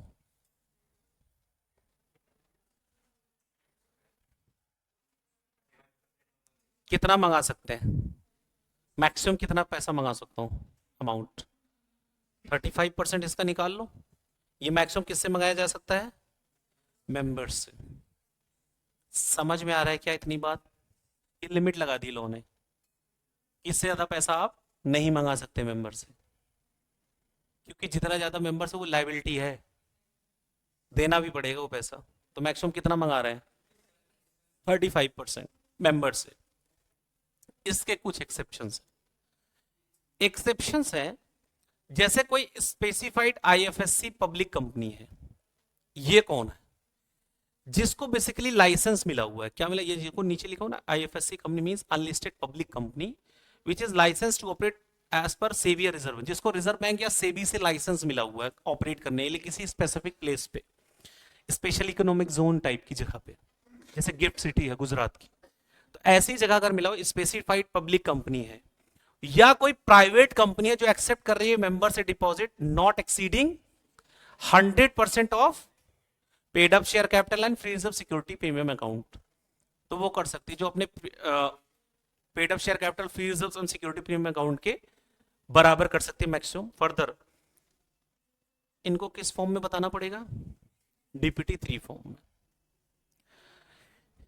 In addition, the maximum limit in respect of deposit to be accepted from members shall not apply in the following case of private companies. Maximum limit इनके ऊपर एप्लीकेबल नहीं होगा, ये लोग कितना भी मंगा सकते हैं डिपॉजिट, कोई 35% नहीं, भूल जाओ 35%, इनके लिए कह रहा है। कौन सी कंपनीज? अरे भैया प्राइवेट कंपनी है जो अभी क्या है, आप इनके ऊपर लिमिट लगा दो ये तो बंद हो जाएंगे, क्या करेंगे जिंदगी में? इनके ऊपर कोई 35% की लिमिट नहीं है। कौन सी? फॉलोइंग प्राइवेट कंपनी जो ये कंडीशंस पूरी कर रही हो। कौन सी कंडीशंस है? प्राइवेट कंपनी हो, वो क्या हो, स्टार्टअप हो, कितने साल से? 10 साल। अब उसके बाद अगली कौन सी condition? Private company which fulfils all of the following conditions. कौन कौन सी कंडीशन फुलफिल कर रही हो तो उसके लिए 35% लिमिट नहीं लगेगी, कितना भी ले सकते हैं। कौन? पहला, ये किसी कंपनी की एसोसिएट या सब्सिडरी कंपनी नहीं होनी चाहिए। पहले तो एसोसिएट कंपनी पता है क्या है? सेक्शन 2 क्लॉज 6 याद आ रहा है? In which the other company have significant influence. Significant influence मतलब 20% एटलीस्ट होल्ड कर रही है, यस। और यहां पे क्या? Subsidiary company more than 50% paid up share capital और controlling of board of directors, दोनों में से कोई ऑप्शन ऑप्ट कर सकते हैं। तो कह रहा है कि प्राइवेट कंपनी, एक तो पहली बात किसी की एसोसिएट कंपनी नहीं होनी चाहिए, दूसरी कंडीशन सब्सिडरी नहीं होनी चाहिए किसी कंपनी की, दूसरी कंडीशन बोरोइंग्स बैंक से, फाइनेंशियल इंस्टीट्यूट, बॉडी कॉर्पोरेट से लेस होना चाहिए। कितना? कि मतलब ऐसी कंपनी ने बैंक से और बॉडी कॉर्पोरेट से, पब्लिक फाइनेंशियल इंस्टीट्यूशन से बोरोइंग जो कर रखे, जो लोन ले रखा हो, वो कितना नहीं होना चाहिए? Less than the twice of its paid up share capital, less than twice of paid up share capital और 50 crore which ever is less. Twice of its, less than twice. मान लो उसकी पेड अप शेयर कैपिटल है 100 करोड़, अब बताओ कितना? Less than twice of its paid up share capital और 50 crore which ever is less. अब बताओ क्या निकलेगा इसमें? 50 करोड़ यहां किससे कंपैरिजन होगा? 200 करोड़ अप टू 2 टाइम्स और पेड अप शेयर कैपिटल और 50 crore which ever is less. इतने से ज्यादा बोरोइंग्स नहीं होने चाहिए, दूसरी कंडीशन। तीसरी कंडीशन ऑब्वियस सी बात, ये ऑलरेडी पढ़ चुके हो, company has not defaulted in repayment of such borrowing subsisting, मतलब existing at the time of accepting. भैया जब तुम डिपॉजिट एक्सेप्ट करने जा रहे हो तो तुम दूध के धुले रहो उस समय, मतलब तुमने कोई डिफॉल्ट नहीं कर रखा हो रीपेमेंट का पहले, तब तुम्हें अलाउड होगा क्या? कोई लिमिट नहीं लगेगी, वो 35% वाली लिमिट तुम्हारे ऊपर एप्लीकेबल नहीं लगेगी। अगर कोई क्वेश्चन आपसे पूछ ले, वो कौन सी सिचुएशंस हैं जब प्राइवेट कंपनी को लिमिट हट जाती है 35% वाली? किस टाइप की प्राइवेट कंपनीज? पहला, स्टार्टअप हो कम से कम 10 साल। अब वो कंडीशंस बता दो 3। किसी की एसोसिएट ना हो, किसी की सब्सिडरी ना हो। कंडीशन 2, बोरोइंग कितने ज्यादा ना हो, twice of the paid up share capital और 50 करोड़ रुपए which ever is less. Third condition, simple एक लाइन याद रखो, कोई सबसिस्टिंग डिफॉल्ट नहीं होना चाहिए। सबसिस्टिंग मतलब एग्जिस्टिंग डिफॉल्ट नहीं होना चाहिए। किसका? रिपेमेंट ऑफ डिपॉजिट्स का। इतनी बात समझ में आ रही क्या? पहले बता दो इतनी बात हजम हुई क्या? आगे जाने से पहले क्या क्या बात पढ़ी अब तक आपने? क्या क्या पढ़ा अब तक? हेडिंग्स बताओ, सिर्फ हेडिंग्स बताओ। पहले रेजोल्यूशन पास करने जा रहे थे, तब तक किसी ने कहा कि सर्कुलर के बारे में भी थोड़ा पढ़ लो। सर्कुलर पढ़ा, फिर आगे क्या गए आप? सर्कुलर पढ़ने के बाद डीआरआर मेंटेन किया, फिर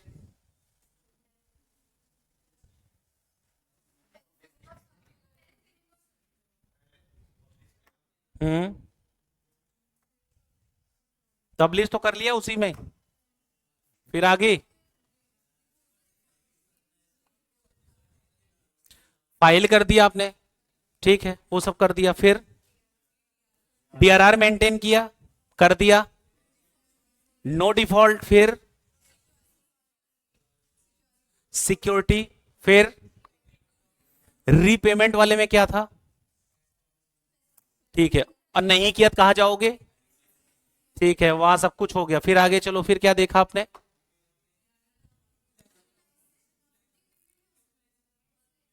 सिर्फ यूटिलाइजेशन उसी पर्पस के लिए हो सकता है, नॉट अदर देन दैट। और टेन्योर सबसे इंपॉर्टेंट, टेन्योर में क्या देखा आपने? दो केसेस,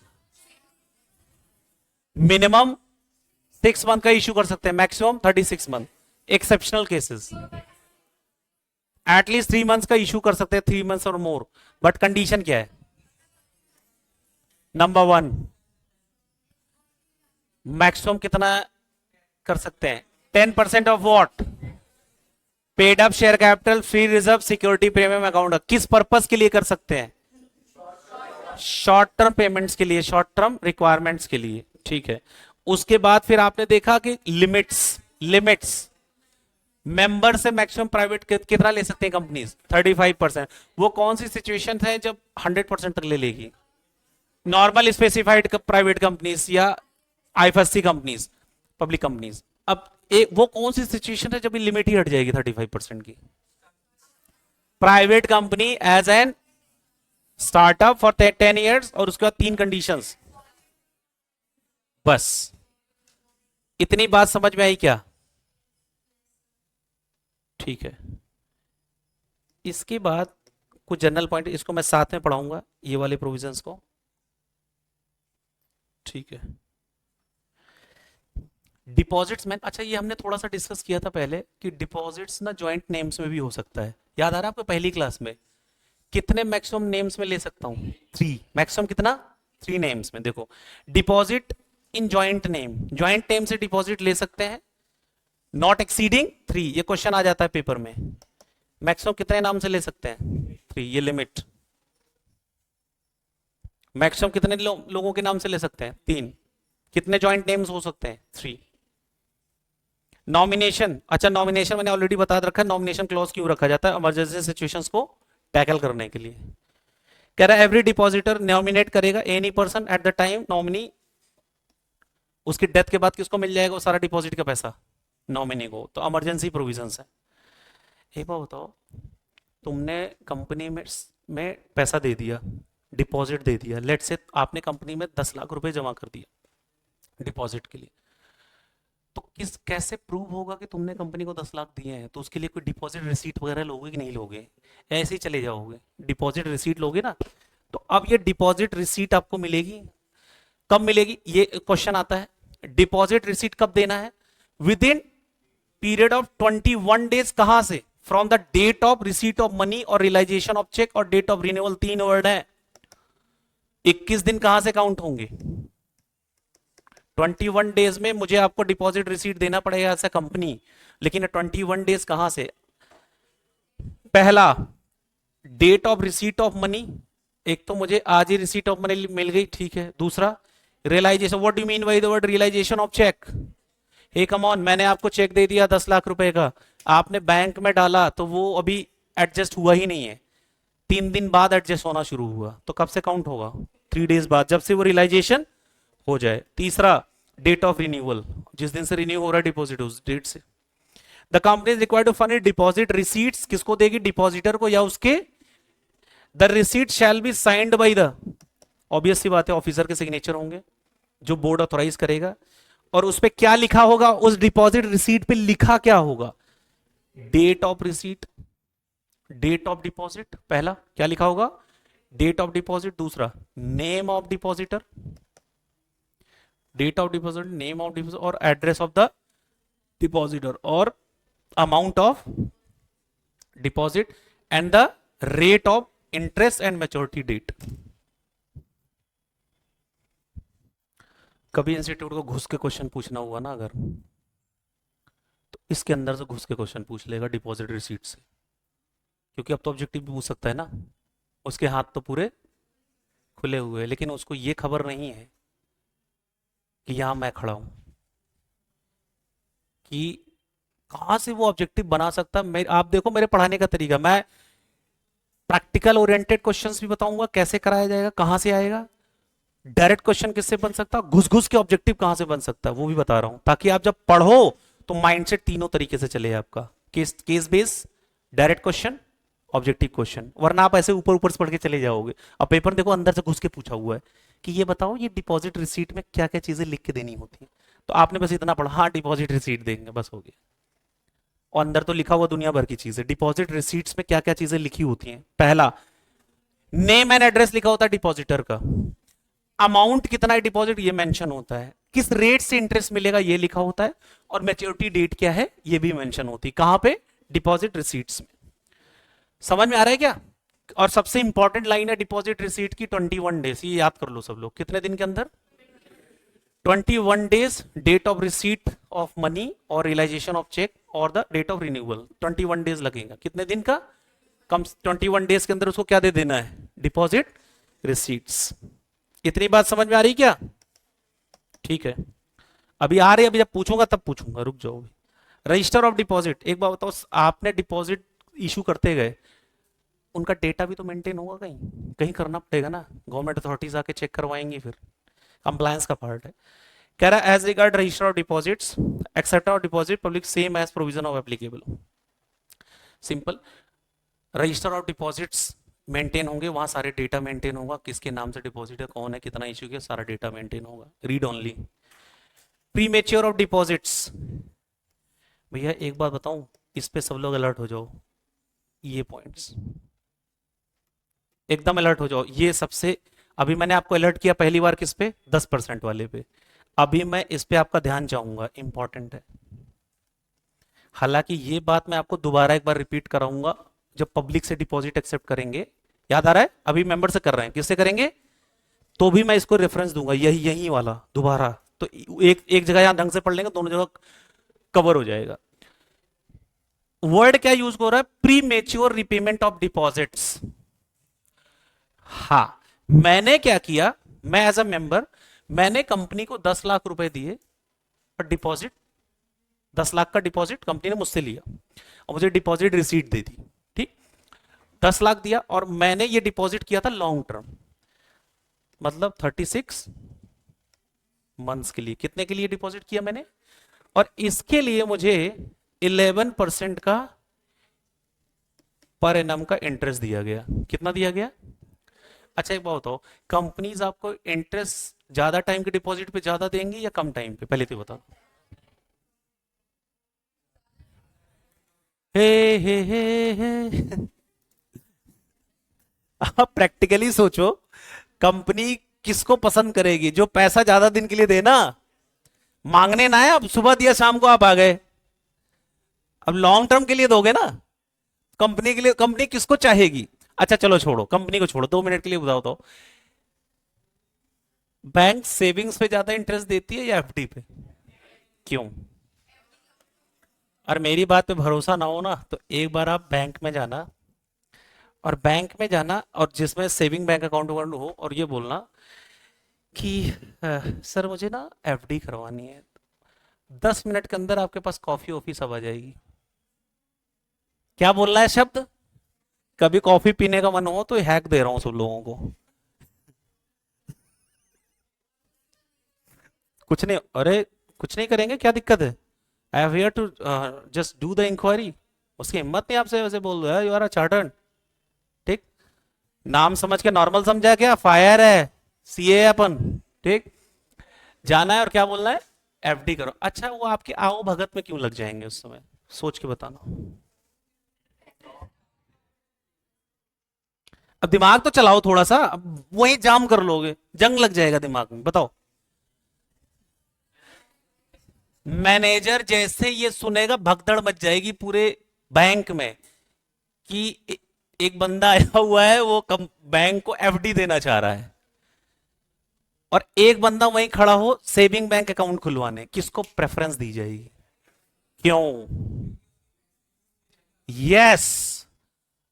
अब वो पूछेगा सर कितने टाइम के लिए एफडी करवाना? आपने बोला 5 साल, 10 लाख रुपए 5 साल, तो मतलब ये 10 लाख रुपए बैंक के पास आ गए हैं। अब 5 साल के लिए कौन मालिक हो गया इनडायरेक्टली इसका? अब वो पैसा 10 लाख बैंक यूज करेगा और उस पर 15% की आरओआई कमाएगा और आपको 7% देगा। कितना देगा? 7%। और उसी पैसे पे पैसा बनाएगा, राइट? तो उसके लिए तो आप देवता समान हो सर, फरिश्ता हो आप। कॉफी क्या, वो तो नाश्ता भी करा देगा अपने पैसों से उस समय तो, जो मैनेजर्स होते हैं जिनका टारगेट्स होते हैं। ऐसे ही कंपनीज अगर किसी मेंबर से डिपॉजिट एक्सेप्ट कर रही हैं, तो जो मेंबर जितने देर बाद अपना चेहरा दिखाए और जितने पैसा देके भूल जाए 3 साल के लिए, वो हमारे लिए फरिश्ता समान है। तो उसको मैं ज्यादा इंटरेस्ट दूंगा। यस या नो? अब ध्यान सुनना, केस बता रहा हूं। मान लो ये 36 मंथ का इंटरेस्ट रेट है 11%, राइट? और फर्स्ट ईयर 1 साल का इंटरेस्ट मैं दे रहा हूं मान लो 9%। सेकेंड ईयर का इंटरेस्ट है 10%। ये इंटरेस्ट रेट है किस पे? डिपॉजिट्स पे मिलेगा, जो जितने टाइम के लिए लेके आएगा। इतनी बात समझ में आ रही क्या? मान लो मैंने डिपॉजिट लिए थे 36 मंथ के लिए, कितने टाइम के लिए? और 11% का पर इनाम का इंटरेस्ट मुझे मिलने वाला था। अभी मुझे 2 साल हुए हैं, 2 साल 4 महीने हुए हैं,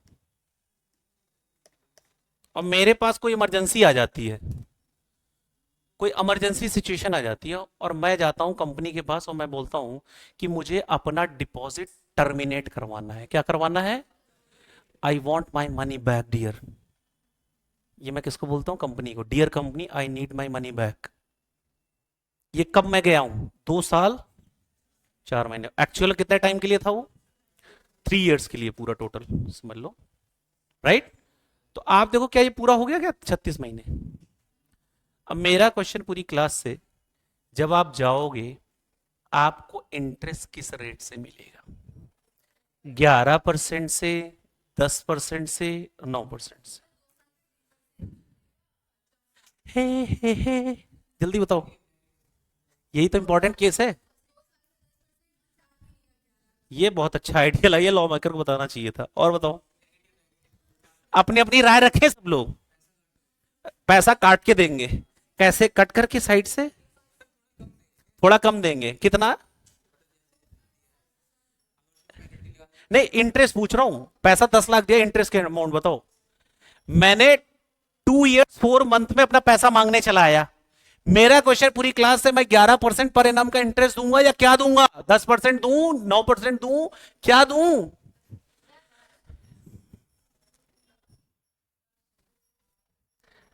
अपनी अपनी बात को कहे नहीं, रखें। हाँ, those who are saying 11% raise your hands. No chartered accountant. Those who are saying 10% raise your hands. 10%। Those who are saying 9% raise your hands. कोई नहीं है। अच्छा, चलो अब ध्यान से सुनना। गवर्नमेंट कह रही है, लॉ मेकर्स कह रहा है, कोई बात नहीं, किसी इंसान के साथ कोई भी इमरजेंसी आ सकती है। साथ चलने का वादा बहुत लोग करते हैं, बाद में चले जाते हैं, वो अलग बात है। ये लॉ मेकर जो बना रहे हैं वो भी इंसान ही है वहां, ठीक है? तो ये सारे खाए हुए उन्होंने, तो उन्होंने कहा ऐसी सिचुएशंस भी लाइफ में आ जाती हैं। तो अगर कोई इमरजेंसी सिचुएशन है और उस पर्सन को अपना पैसा वापस चाहिए, तो लॉ मेकर्स कह रहे हैं उनको दे दो, बस एक काम कर लेना। फिर कंपनी बुरा मान रही थी, सर ये तो गलत बात है। तो उन्होंने कहा एक काम करो, 1% काट लेना इंटरेस्ट। कितना डिडक्ट कर लेना? 1% का इंटरेस्ट डिडक्ट कर लेना। कितना परसेंट? 1% का इंटरेस्ट। अब ध्यान से सुनना, अब उसमें भी एक लाइन बता दी।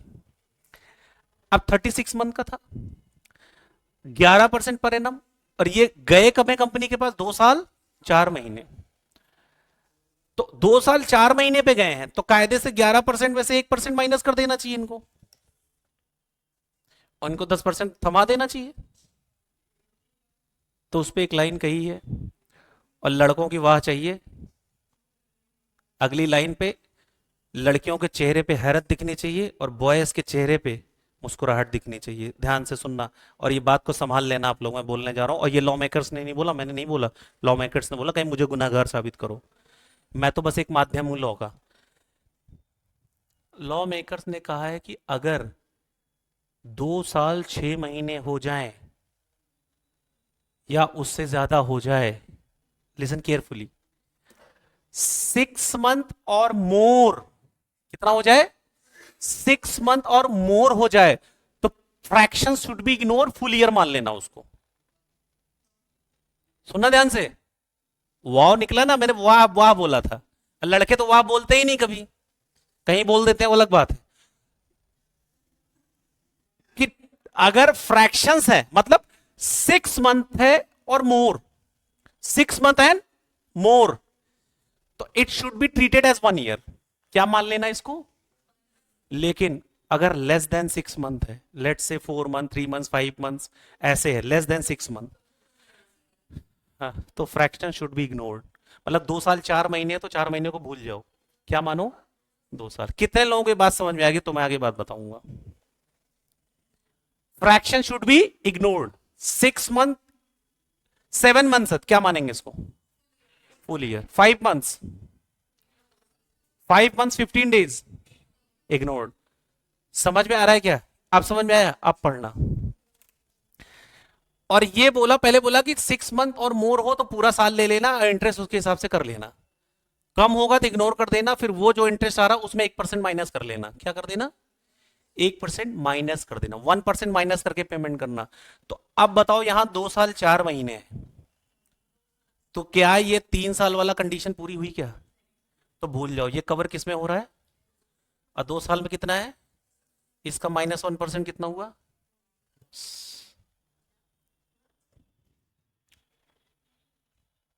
समझ में आया क्या, समझ में आया लेकिन सर मगज में नहीं आया, ठीक है। हाँ रुको रुको रुको, अब सुनना, एक बार आखिरी बार सुनो ध्यान से, 1 यूनिट सुनो। 9%, 10% और 11% था, राइट। ये फर्स्ट ईयर का था, यह सेकंड ईयर का था, और ये है थर्ड ईयर, ठीक है। अब दिक्कत क्या हुई थी कि उसने 2 इयर्स 4 मंथ्स पे एप्लीकेशन डाल दी कि मुझे आई need my money back, right. और लॉ कह रहा है 1% माइनस करके देना, कितना परसेंट करके देना, 1% माइनस करके देना। और उसमें बस एक कंडीशन लगा दी कि अगर वो जब रिजेक्ट कर रहा है, अगर वो फ्रैक्शंस में ईयर बच रहा है, मतलब 6 मंथ और मोर, तो उसको पूरा साल ले लेना, और पूरा साल लेने के बाद जो वो पूरे साल में कवर हो उसका -1% करके वो पेमेंट कर देना, ये कह रहा है। दूसरा केस, अगर वो 6 मंथ क्रॉस नहीं हुआ, उससे कम है, तो 6 मंथ अगर यहां पे 4 महीने ये कवर हो गया, तो ये साल तो कवर हो नहीं रहा है, तो कौन सा नियरेस्ट है, 2 साल। तो 2 साल का इंटरेस्ट क्या था, 10%, -1% करके इसको 9% पकड़ा देना। अब कितने लोगों को समझ में आया,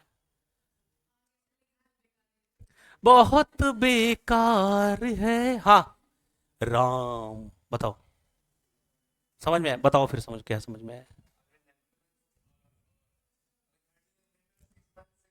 हाँ, यस, 2 ईयर का जो इंटरेस्ट है, तो उससे -1 करते हैं। -1 ये लॉ में दिया गया, यहां नहीं लिखा, आगे अभी पढ़ाऊंगा आपको, वहां दोबारा रिपीट होगा, ये दोबारा रिपीट होगा। लेकिन बस अभी के लिए इतना समझो, क्या समझ पाए हो आप लोग, जरा बताना। यस सर, बस ये हो गया। हाँ, क्या समझ में आया पहले ये बताओ। अगर 6 महीने या उससे ज्यादा का टाइम है जब उसने रिजेक्ट किया, तो पूरा साल ले लेना, और फिर इंटरेस्ट जितना मैक्सिमम हो रहा है उससे माइनस कर लेना, 1% उतना दे देना। और अगर 6 महीने से कम है तो वो महीना ही इग्नोर कर दो, पूरे 4 महीने, 6 महीने, 5 महीने, that's fraction should be ignored. तो जब आप इग्नोर करोगे 4 महीने, तो बचा क्या, ये 2 साल। 4 महीने इग्नोर कर दिया ना आपने, तो बचा क्या, और 2 साल का इंटरेस्ट क्या था, 10%, -1%।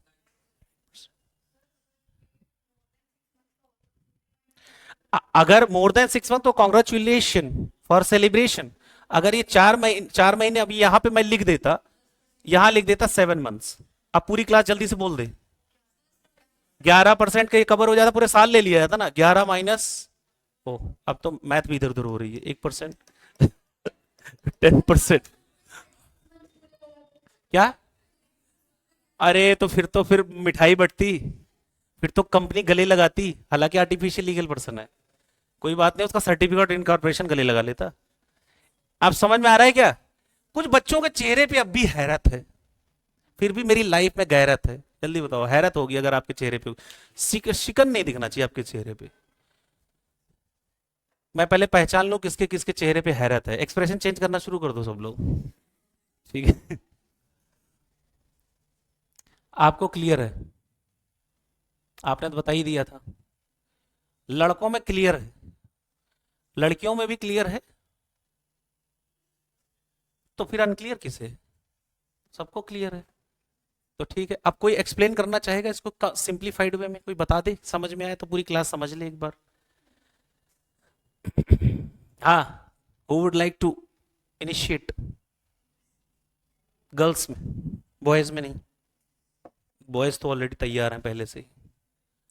हाँ, गर्ल्स में कोई बताना चाहेगा? हाँ, क्या समझ में आया? आप ही बता दो, आप बताओ। हाँ, कोई इंपॉर्टेंट है, जब पेपर में आया खुशी तो होगी कम से कम, कि चलो सर ने बताया तो वही क्वेश्चन आया पड़ा है। सेकंड्स लगेंगे आपको सॉल्व करने में। हाँ,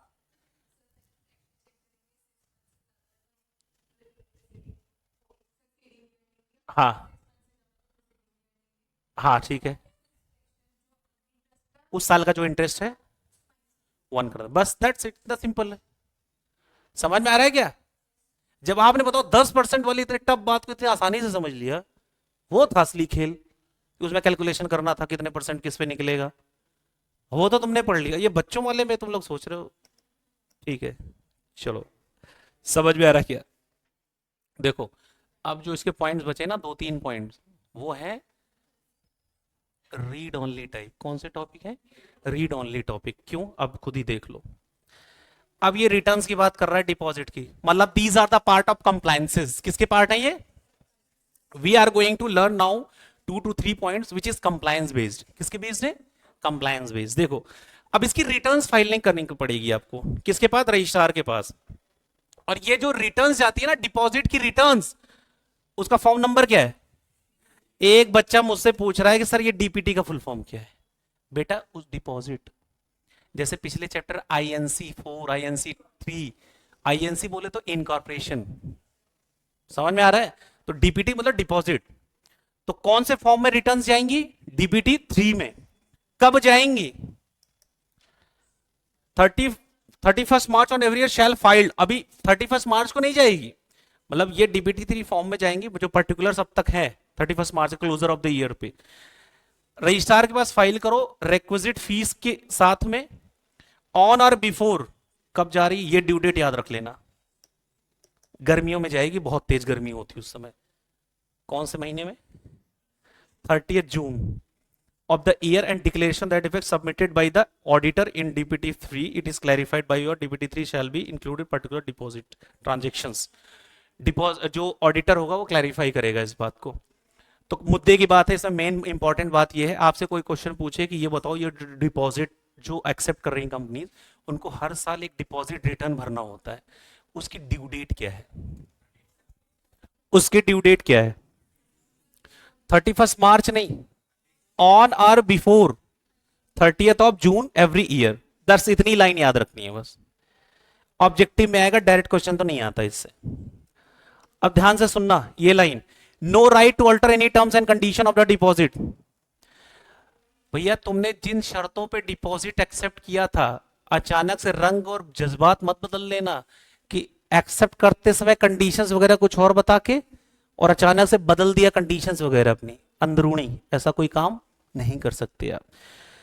तो कह रहा है no right to alter either directly indirectly any of the terms and condition of deposit, जो है वही रहेगी। Deposit, trust deed, deposit, insurance contract में prove to disadvantage interest of deposit circular in issued accepted. Simple way में इतनी line याद रखो, इससे कोई क्वेश्चन नहीं आता, बस एक लाइन। कंपनी के पास ये राइट नहीं है, कोई भी राइट्स चेंज नहीं कर सकती डायरेक्टली इनडायरेक्टली, एक बार जो राइट्स हैं वही रहेंगे, वो चेंज नहीं हो सकती। फाइनेंशियल डिस्क्लोजर, अगेन कंप्लायंस का पार्ट, आपको अपने फाइनेंशियल स्टेटमेंट में कुछ डिस्क्लोजर्स देनी होती। क्या देना होता है? देखो, public company shall disclose in it financial statement by way note. कितने का होगा ये नहीं पता, एक नोट देना पड़ता है फाइनेंशियल स्टेटमेंट में। क्या? About the money receive from the director. ये लाइन कहां पड़ी थी?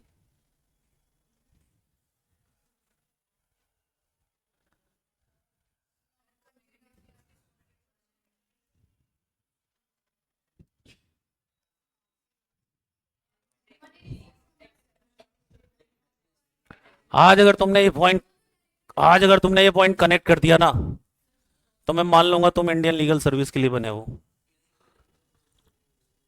यस। आरबीआई, वो जो नेगेटिव लिस्ट पड़ी थी आपने,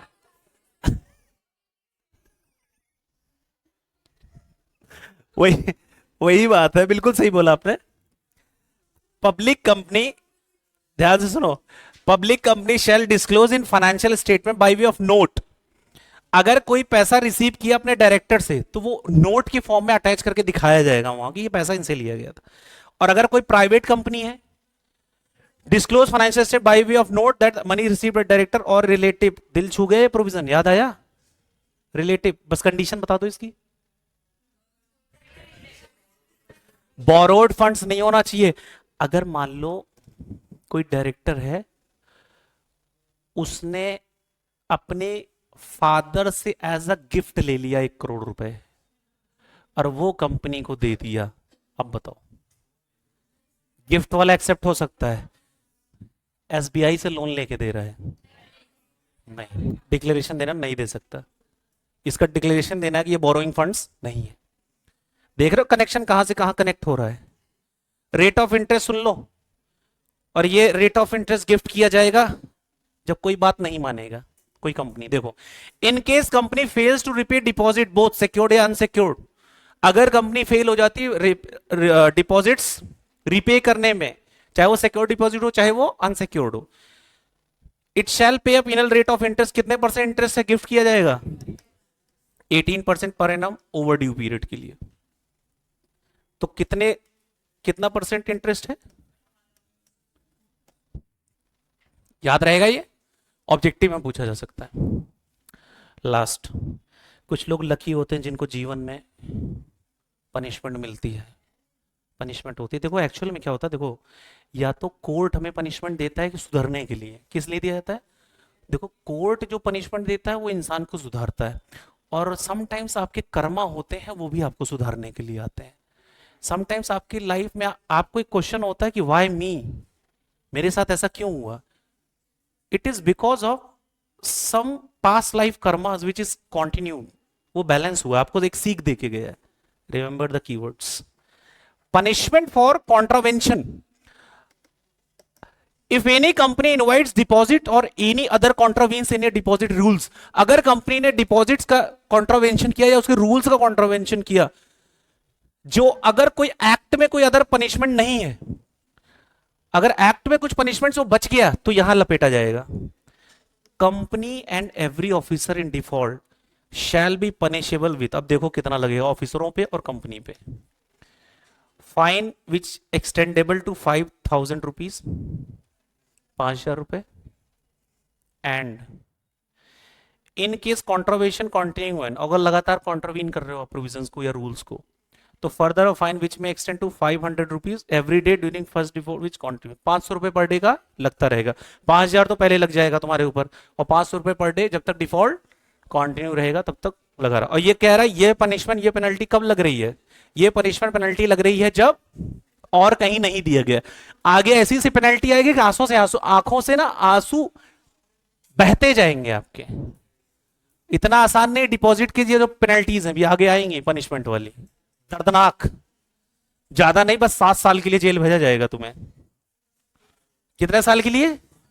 बस maximum which may extend to 7 years. समझ में आ रहा है? तो ठीक है, आज के लिए इतना ही करते हैं। बाकी और इसकी जो पॉइंट्स हैं, कुछ पॉइंट्स हैं जो कनेक्टेड हैं, वो अगली क्लास में इसको हम करवाएंगे। और आपको क्या करना है, अगली क्लास में जब आना है इसको पूरा रिवाइज करके आना है, ठीक है? फिर इससे मैं क्वेश्चंस बनाऊंगा, इससे क्वेश्चंस पूछूंगा आपसे, और आपको सॉल्व करके यही लाइव क्लास में ही बताना है। धड़ाधड़ खटाखट खटाखट। ठीक है, चलो, thank you so much, having a good day ahead.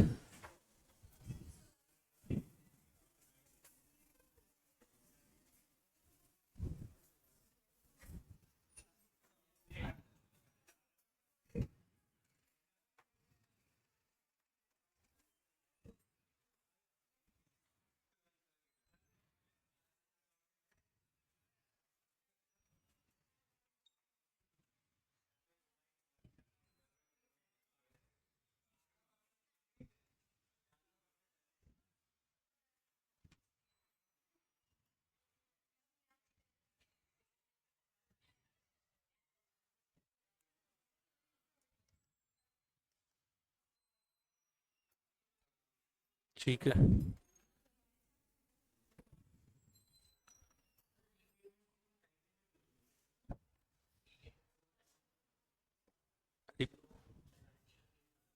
हम्म, जैसे मान लो आपको टाइम दिया गया, डिपॉजिट आपका मैच्योर हो गया, और डिपॉजिट अगर मैच्योर होने के बाद में अगर आपने उसको पे नहीं किया, या उसका इंटरेस्ट मैच्योर होने के बाद पे नहीं किया, तब ये 18% पर एनम के इंटरेस्ट लगेगा आपके ऊपर, पेमेंट करना पड़ेगा इंटरेस्ट का। और जब तक ओवर ड्यू पीरियड है, मैच्योर हो गया, हाँ तो ड्यू हो गया, आप पे करो उसको, ड्यू डेट होगी उसमें। हम्म,